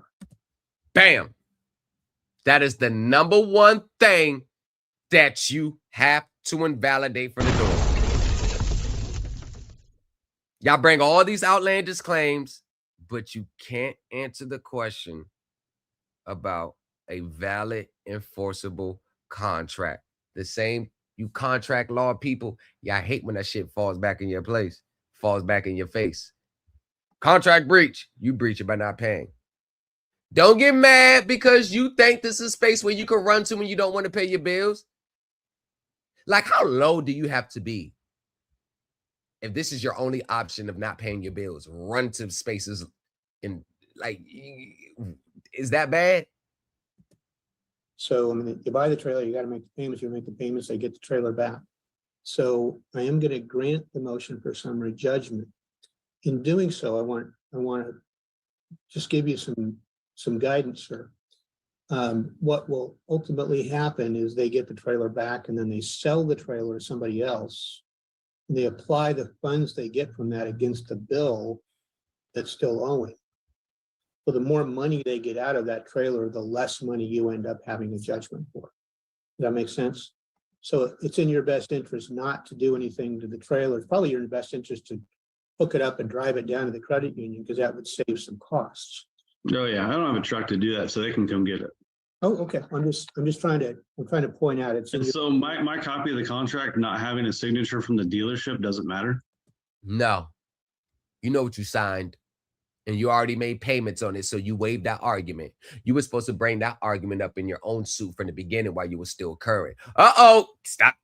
No, you got to stop talking about people being current. You know that's a taboo in this space. Stop talking about being current when you bring your lawsuit. You know nobody does that. You know that's not the teaching points here. Stop. You know that's not you know they would have nothing to talk about if everybody was current and wanted to be the plaintiff. You know you would be the only place where they can come to, because nobody else knows how to argue from a position of being current and the plaintiff at the same time. You know that's not in this space. Default, defendant, default. It's the consumer mindset. And even worse, many people now have a defaulted borrower's mindset. That's when you get desperate, you start doing everything. Woo-wee. It really doesn't. And you being the trustee in this case doesn't matter? He's not a trustee. He did not accept the office of it. You can't just appoint. I got to stop listening to these old sovereign citizen packets think you can make anyone a trustee. It's an offer to be a trustee. There has to be an acceptance of the office, and it has to have the terms written down in the agreement. Where's your agreement in writing with the judge that he's the trustee over your estate? What estate are you talking about? See? Well, I'm not a trustee, sir. I'm a judge. You are, because I appointed you one.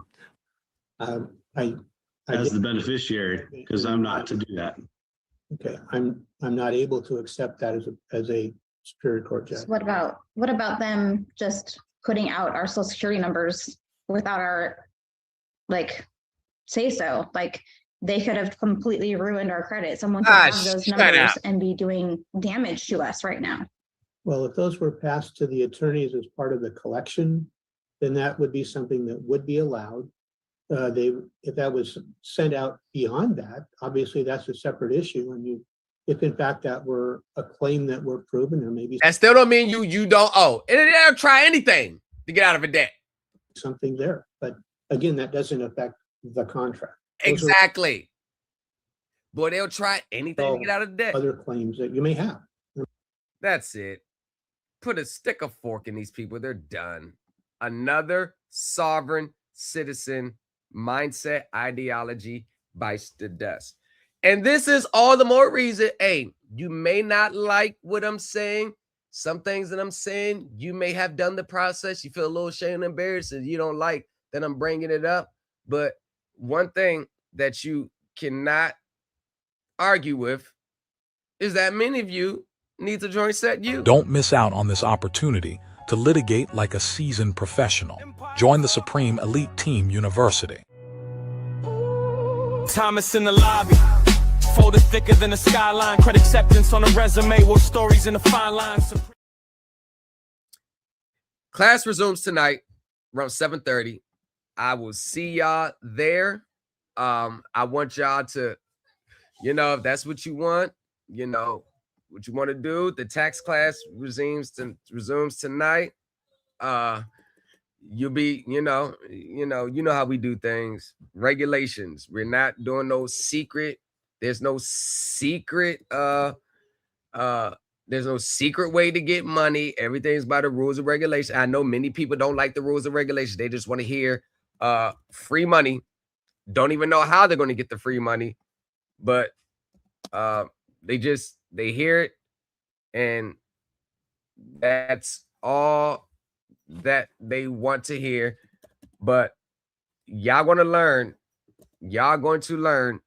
either the easy way or the hard way by keep trying to chase the quick, fast, free process. I'm telling you, you've tried it already, spent too much money on it, and the problem is that many people just don't want to sit down and do things the right way in which they were supposed to do from the beginning.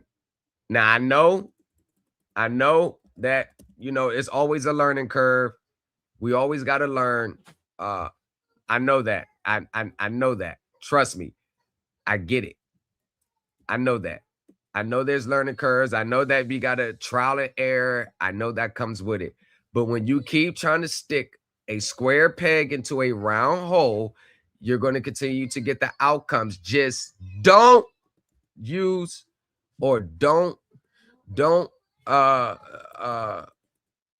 get mad out the outcomes if you continuously keep getting the same results. Don't get mad, because at this point, this is what, you get what you ask for, and you got to stop, expecting, like you just got to stop. You got to stop expecting the same outcomes. And when you do the same things and you don't get, you have nothing to lose at this point. A lot of you have nothing to lose. Absolutely. We are in part 3. We are in part 3 of the master netting class. Everybody, please mute your mic. Oh, no. Can't get that. Thought it was, didn't you? Thought you was about to get that one, didn't you? Absolutely not. All right. I will catch y'all on the back end. Y'all know what it is. Catch you later. Supreme Elite Team Session, yeah. What? Thomas. They studying the source now. Supreme Elite. New Empire Talk. Came and read the numbers, they were reading memes. He was reading filings, planning out the dream. Turn every late fee into case law heat. Judge bang gavel, he don't skip a beat. They like how you flip stress into assets, how you turn a loss in the last check. Thomas took notes, broke codes, then he proved it. Now the classroom global and the language fluid. Thomas is the blueprint. Write that in the sky, let the crew print. From the courtroom smoke to the new man. He designed the way we move our 2 cents. Thomas is the blueprint. Supreme elite team, that's the school stamp. From the first lay bill to the full camp. New culture empire, watch the flag plan. Supreme elite team university. Turn the credit score into currency. Turn the closed door to a first key. Turn a side job to a legacy. He beat odds, then he beat litigation. Now we teach law like a new translation. From confusion into consultation. From survival into foundation. They log in, lights on in their eyes now. Section this, call that. They reply now. He like, know your rights, then apply now. That's the real drip. Let it dry now. Thomas is the blueprint. Write that in the sky, let the crew print.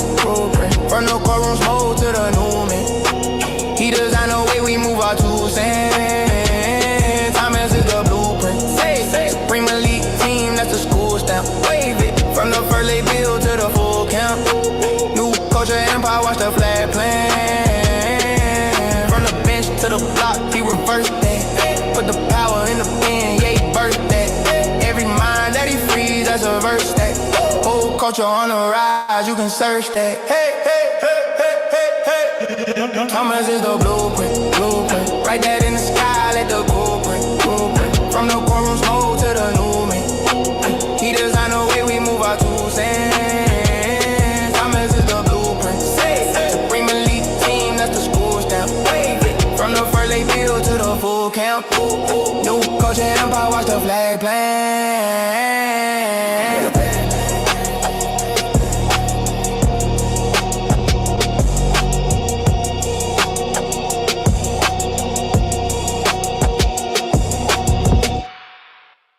Welcome to another live stream by The New Culture Empire. Yesterday, we had over 700 watchers across multiple platforms.